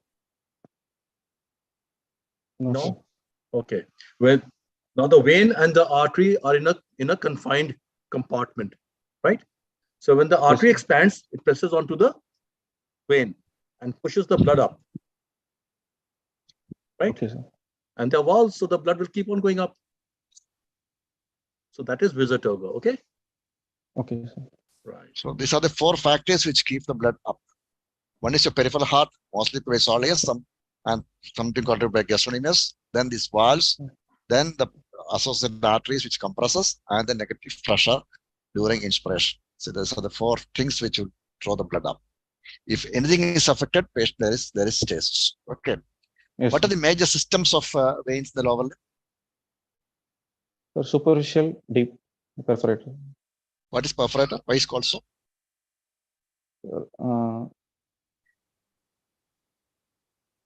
Why it's called a perforator?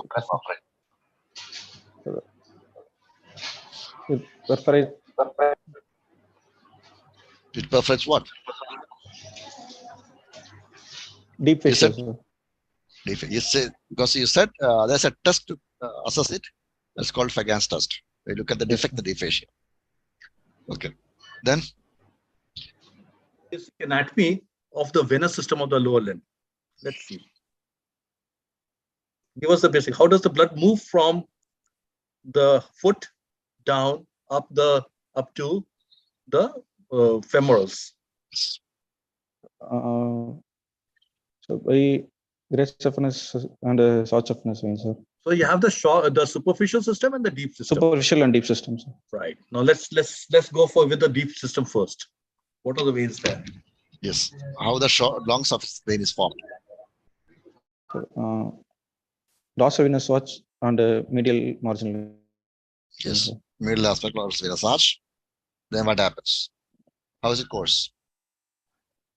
So it goes anterior to the medial malleolus. Anterior to mid-malleolus? Then along the medial side of the leg.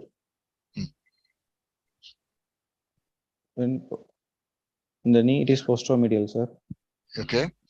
Now you have the Then it tributaries also. turns medially into the leg. I forget your name. You got some tributaries joining this. Can you name them? You got a few tributaries, don't you? Great saphenous vein. Yes, sir. Yeah, in Yes, the sir, below. saphenous vein, anterior cutaneous vein of the. That's in the thigh. I'm talking in below the knee. Yes, sir. Okay. Posterior arch vein, sir. Yeah, posterior arch vein. So, what is the importance of this posterior arch vein? It connects with short saphenous systems. No, it doesn't. With perforator. Sir. No. Perforator connects the posterior arch vein and posterior tibial vein. Right. Now, right. So you've got 3 deep veins. Which are the 3 deep veins?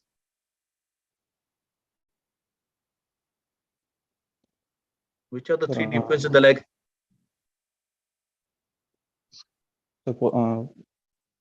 Anterior tibial vein. And posterior arch vein. Posterior arch vein is a superficial vein. Superficial. You've got the peroneal. Peroneal vein, sir. Yes, sir. Right. So you have the 2 tibials and the peroneal. Right? Yes, sir. Right. And they join to form the popliteal. Popliteal vein. Right. And now you have the posterior arch vein, which has perforators. Which? Posterior tibial vein, sir. Posterior tibial and some into the peroneal. Right? Yes, sir. So some of this. Now, what are the 2 kinds of perforators? What are direct perforators? What are indirect perforators?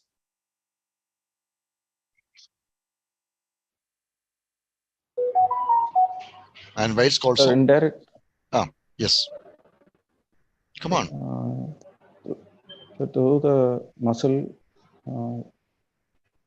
So there are sinuses. Some of the perforators will open into the sinus and then into the deep veins, and some open directly into the deep veins. Directly, yes, sir. Right? So, yes, sir. Right.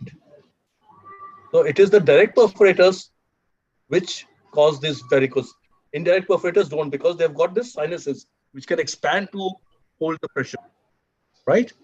Yes, sir. You get me? Yes, sir. Okay. Sir, please, sir. Okay. Why? Can you define the exact nature of pain varicose? When it occurs, when it maximum, it is relief. It's called otherwise a pseudo-claudication type of pain. It is just like arterial pain has some certain characters. What is venous claudication? Yes. Define the character of venous claudication. How do the patient experience? What type of pain it is? When it occurs? How it exacerbates? Cramping type of pain, sir, occurs in the night. Okay, night. How do you know this pain is not an arterial pain? Dr. Vikram, is it Vikram? Yes. How do you know this is not an arterial pain? Why do you think it's a venous pain? Now, tell us the difference between arterial pain and venous pain. It is not a cramping pain. A cramping pain is not at all the character of a venous pain. Okay, do you have an idea what the difference between arterial and venous pain or no? My diagnosis is arterial disease. Sir, How will you oppose it? Sir, on elevation of the limb, the pain decreases in Very good, sir. very good. And the arterial pain will decrease. Very nice. What else? Typically when it occurs. When it gets maximum. In the evening, sir. Evening, why? On prolonged standing. So not only the patient may be standing evening. Will the pain come with exercise? Dr. Vikram, will the pain come with exercise? No, sir. It will. It will. But okay, sir. Elevation will improve the pain. Dependency in arterial will improve the pain. Here, elevation will improve the pain. Pain typically takes 20 to 30 minutes to resolve. Okay, sir. Right? Okay. You said there's no itching over legs. That's a pseudo-claudication of venous disease. the dull aching pain mostly on standing up, standing for long time. Okay. Yes, there's Yes, no sir. itching over legs. Why so? Why there is itching in this condition? Sir, Why due patient to develops itching in a varicose vein patient?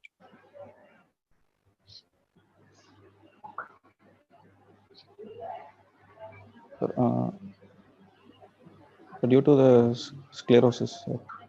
Yes, long-term sclerosis it occurs because of the venous hypertension. Blood pushes out of the capillaries and deposited in the dermal areas or intercellular areas. It makes it less healthy and producing itching. Why there is swelling of the leg? What's the importance of swelling? Not saying that there is no history of swelling of the leg. Sir, to rule out, sir, DVT, sir. One is DVT, then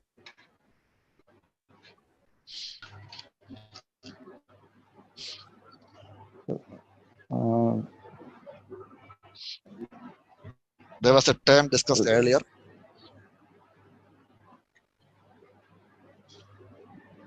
Chronic venous insufficiency, there can be edema. There is gross valvular incompetence, there can be edema. So these are all present. Okay, next slide. Okay. Literature area, this. Okay. Why there is a history of constipation?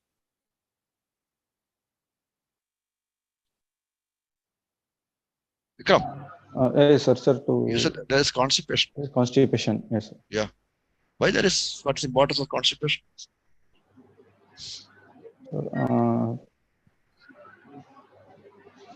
So to see varices in other areas. Sir. What age varices will produce a constipation? Hemorrhoids. So hemorrhoids, how many percent of patients with hemorrhoids constipation, or is the common symptom of hemorrhoids? No, sir. If you're suspecting hemorrhoids, what question will you ask? Bleed. Bleeding the rectum. Yeah, bleeding, painless bleeding, or mass per rectum. Bleeding. Okay. Yes, sir. Here, constipation is important. Do you copy from somewhere else? Or somebody help you to write constipation? No, sir. If you write on your own, why do you write history of constipation? Is there any importance for it? Dr. Vikram, you must be able to associate constipation with abdominal distension, pelvic pain, all that sort of stuff. Okay, what sir. do you think is we are, sir is referring to? Sir, any C rectum, carcinoma rectum. Carcinoma rectum. Have you heard of pelvic congestion syndrome? There can be varicosities in the pelvis, which can lead to varicose vein. Oh, this is on the left limb or the right lower limb? Right lower limb. Right lower limb. Which is commoner, right or left? Which is commoner and why?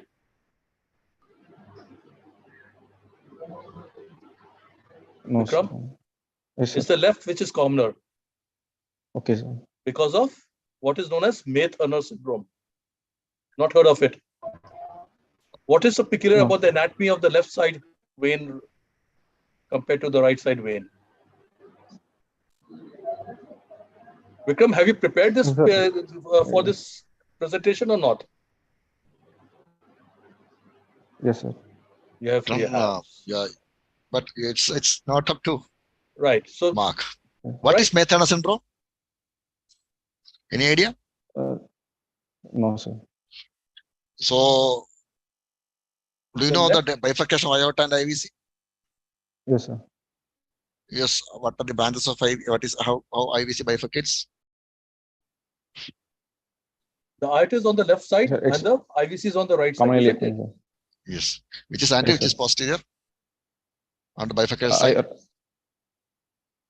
Sir, aorta, sir. Aorta is anterior and vein is posterior. So, is there any possibility of compressing a vein by an artery? Yes, sir. How? Which artery is pressing which vein? Sir, Look, the left vein has to go common into iliac. IVC on the right side. Vikram, any Yes, sir. abdominal? Common iliac. Yes, sir. Any Vikram, abdominal pathology causes varicose veins? Yes, sir. Abdominal tumors in a female like ovarian cyst, in females ovarian cyst, Abdominal fibroid, tumor, pelvic tumors. pelvic tumors. any pelvic pathology which can compress the iliac veins can produce vein, and that's a consequence important when there is anything which compresses the rectum or any mass or a chronic constipation that can apply compression over the left iliac vein. Okay, so that's why we are asking for consistency of chronic constipation in case of long-standing varicose veins. Why this chronic cough? Sure. Why is chronic cough? When you give some negatives, there should be some meaning for that. Previous history of sorry, any previous history of any DVT, sir. Chronic cough is DVT? Sir, it increases the thoracic pressure, sir, so it may cause cough. So decreases the venous return. So from where did you get it? Chronic cough for varicose veins?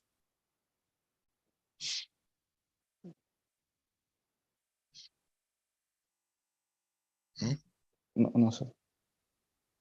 Chest pain, breathlessness. See, when you're taking about, you're a PG, you're presenting, when a PG is presenting a case of something, when you know a lot of negative points, there should be some meaning of these negative points. Yes, sir.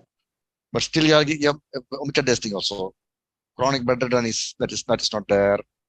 But unnecessarily chest pain, breathlessness, these contribute to a varicose vein as such. Okay, next slide.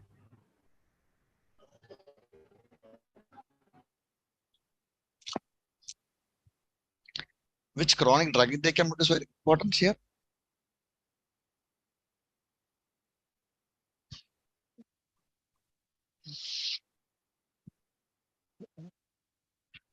Yes. Sir, any questions? Yes, sir. It's not the way history is to be taken. Yes, next question. Next slide.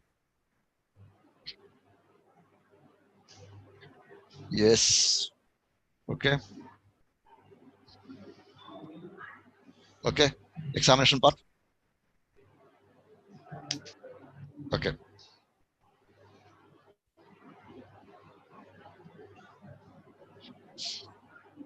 Okay.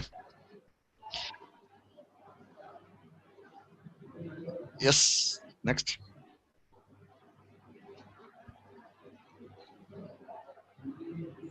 Okay. Okay. Next. Next. You said about the gait. What's the importance of gait here? Sir, the patient may have some equinus deformity, sir.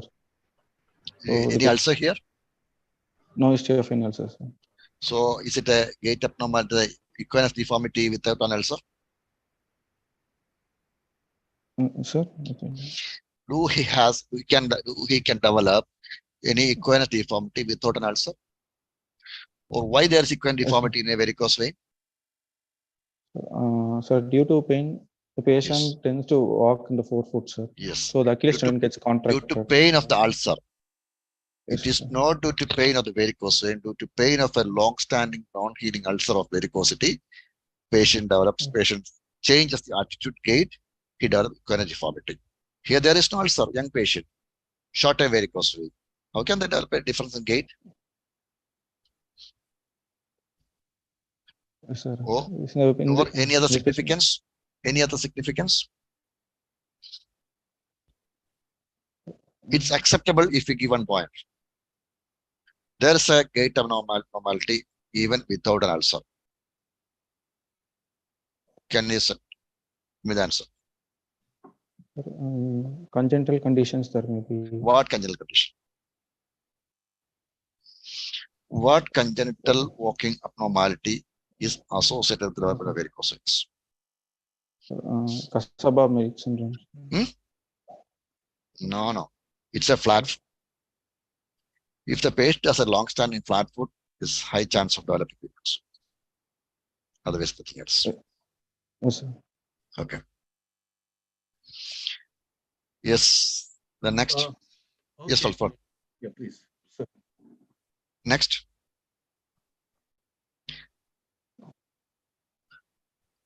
Okay. Yes. Yes, describe this limb. No, previous picture. Yes, describe this limb. The patient in a standing position, sir, Hmm. with the right lower limb externally rotated and abducted position. Okay. Then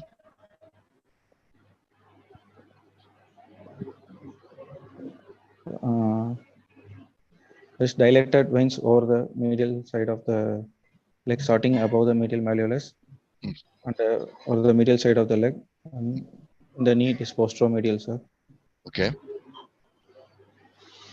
Then Then most in the thigh it is medial. thighs. It is medial, sir. It's medial. Okay. Yes. Next.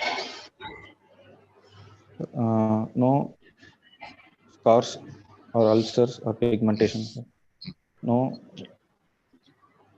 swelling of the limb. Okay. Any other ischemia? No, sir. Why? Sir, there is. Why do you say there's no ischemia?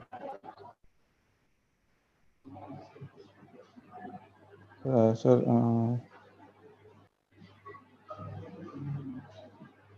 no evidence of any skin changes over the toes or nails. What else can change ischemia? Sir, loss of hair, brittleness of nails. You are not seeing the nail here. One is, yes, hair is seen. Then color is normal. Okay. Next. Okay. Next slide, please. Next slide. Good. Next slide. Okay. Next. Okay. Okay. Next.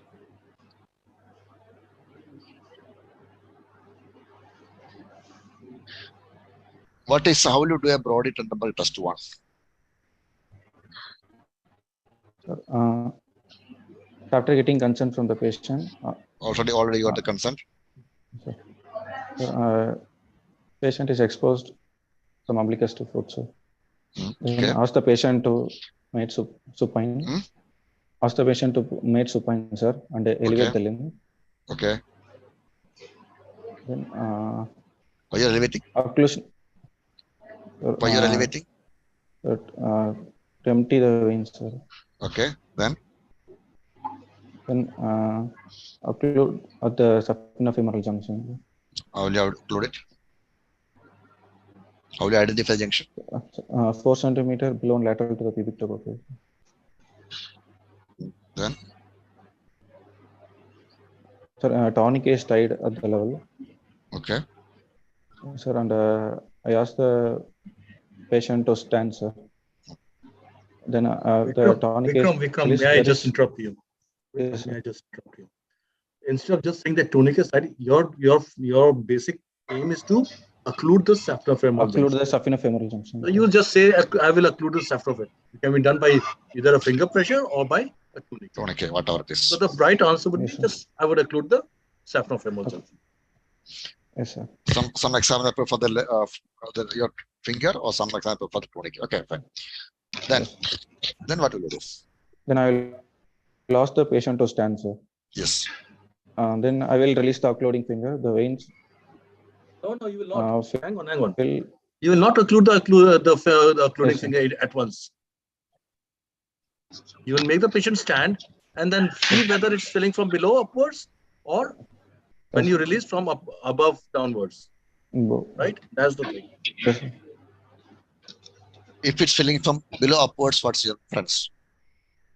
It is due to perforator incompetence, sir. Which perforator? The leg perforators. Vikram, it is due to perforator incompetent or communicating system? What is given in clinical task?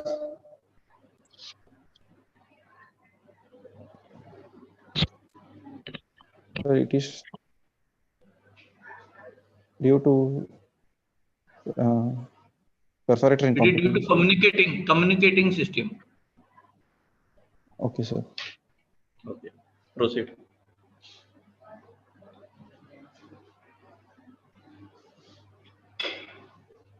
Okay, then you release the Yes. yes. If Yes, it is not filling from the above downwards, what's the inference? so It's not filling. dilatation of veins due to perforator It is not filling. incompetence. It is not filling from above downwards. So then there is no sufficient femoral incompetence. There's no sufficient competence. Okay, fine. Okay. Okay, Vikram, which is the first test you will do and why? You've got a whole load of tests. You got Perthes, you got Brandenburg, you've got all those Fagans and whatnot.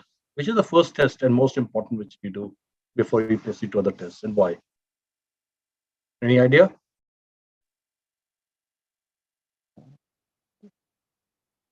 No, sir. Vikram, are you there? No, sir. Okay. I have no idea. Sir. Okay. So it is Perthes test, modified Perthes. Now, what is that? Why? Any idea? That's the first test you do. Okay, sir. Why? What does Perthes test? What do you test by Perthes? To rule out DVT, sir. Right. So DVT. So the first thing is to rule out whether the patient is having DVT or not. Because if the patient is having DVT, all these tests are meaningless. Yes, sir. Right? Yes, sir. Now you have got Perthes and you've got modified Perthes. Yes, sir. What is the difference between the two? What was the modification to Perthes? Sir, we will not empty the veins in modified Perthes. No, you will. Of course, you will. This is the only one test where no need of emptying the veins. Right. What will he do? What's the difference? Both are the same. In Perthes, he used to ask the patient to walk. Yes, sir. Right? In Yes, modified Perthes, the patient is made to exercise at that point. Yes, sir. So heel to tip, he has to do. Tip toe. Right? Yes, sir. Okay, then you do all this Trendenberg and all these kind of tests. Right? So you Yes, have sir. tests to see whether the deep vein is involved. You have tests whether the saphenofemoral junction is involved, and you have tests which are the perforators to be known. So there are three types of tests. You get me? Yes, sir. Deep vein, saphenofemoral, and the perforators. Yes, sir. That's how the tests are divided. Yes, sir. Right. So please. Okay. If there was an ulcer, you know the difference between a venous ulcer and a varicose ulcer? Do you have an idea? Sir. Vikram? Yes, sir. What's a venous ulcer and what's a varicose ulcer? Sir, if it was in the gaiters area, sir. Right, very good. So when varicose ulcers is on the gaiters, where is the venous ulcer?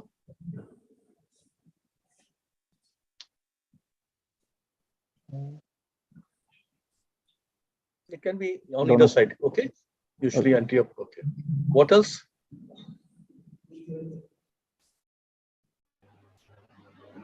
Okay, why does a patient have a venous ulcer and why does a patient have a varicose ulcer? Basic difference. Why does a patient have a venous ulcer?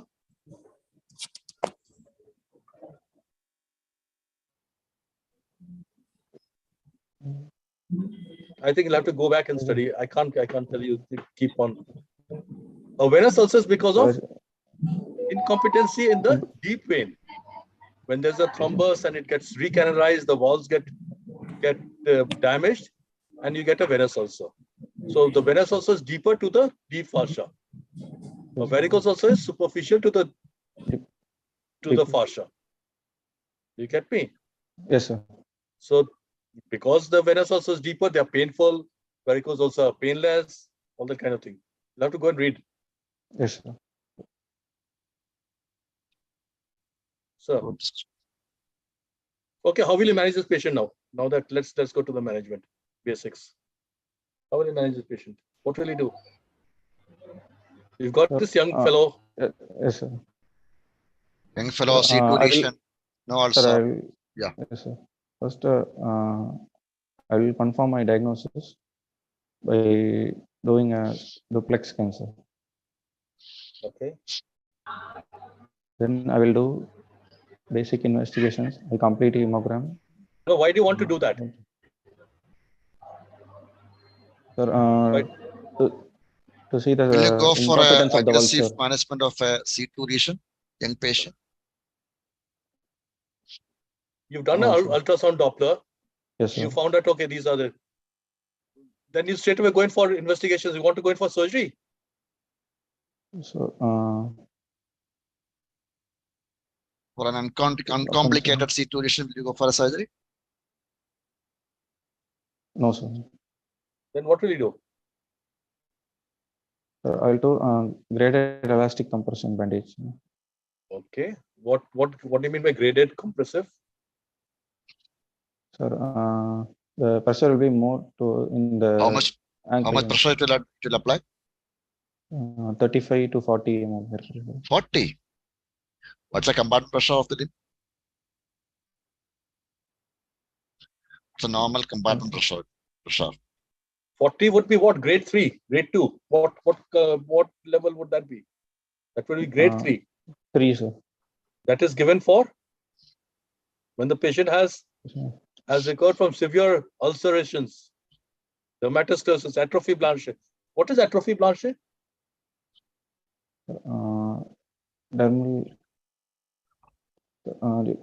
thinning. It is Vikram, you must the read thrombosis of the the top. superficial veins. It means that the skin there is going to break down very soon. Yes, sir. Right. Vikram, you must read the topic thoroughly. It's a national examination where the senior exam is coming to it. So Yes, we are not happy with the way you present, the way you Vikram, you'll prepare. get this exact. You'll get varicose veins in your exam, definitely. Somewhere or the other, in your theory, in your practical. Look, there are certain topics which you got to know very, very well, right? Yes, sir. And this is one of them, right? Don't worry. You're in second year, third year? Third year. Huh? Third year. So Yes, by the time, you must have had presented so many cases of varicose veins by now, right? So you need to do a bit of reading and not just one book. Go and read a couple of books. Do a review of journal of literature and read a couple of papers. They give you a very concise, very good idea about all these topics. Okay. Okay, sir. Yeah, do that. So even YouTube has got a very good series of lectures on these. Go through them. Yes, sir. They're the best way to learn. Yes, sir. Okay, so should we call it a day? Yeah. We'll wind up here. Yeah, Dr. Kanavgal is not here probably. Okay, Vikram. Yes. So any comments? Professor Gujar, Sri Kumar, anything to guide him?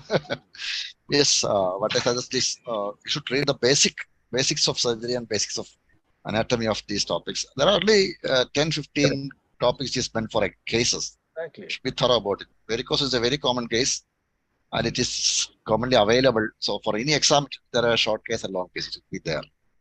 So you should have some good idea about how varicose veins, how to examine it, what's the pathophysiology, all those things. And this is one case where anatomy is very important. Yes. You get me? This is one case where anatomy is very important. Yes, sir. Treatment of varicose and as such is application of good anatomy of the veins.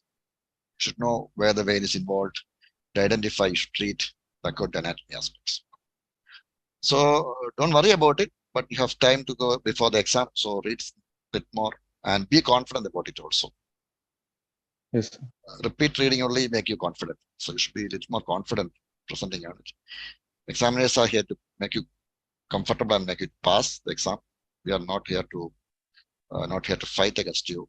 So it's always we are supporting you, but you should be confident. You should have some idea about the basics.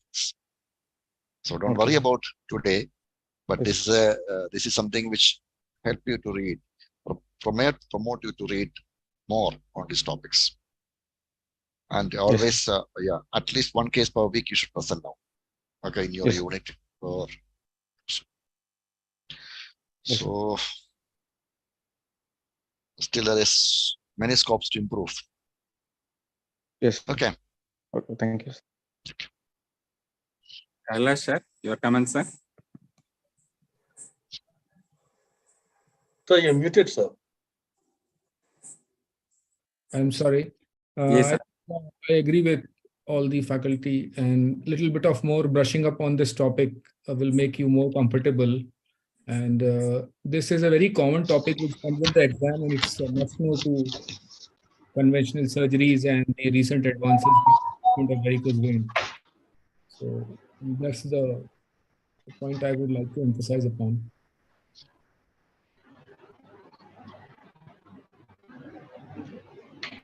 Shikant, sir, and Kanna, sir, can we call a close, sir? Kanna, sir is not here. Vikram, Yes, sir. Vikram, Yes, sir. don't make any mistakes in definition, laws, or basic anatomy. This is undergraduate case actually. Yes, sir. We are learning from undergraduate only. So we stick with a certain criteria. Okay, sir. Okay. Thank you, sir. Thank you. Kanna, Vikram, do you have any doubts to get clarified, ma? Vikram? Sir, I have to study, sir. Yeah. So, okay. Karnakaran, sir, do you like to give your comments, sir?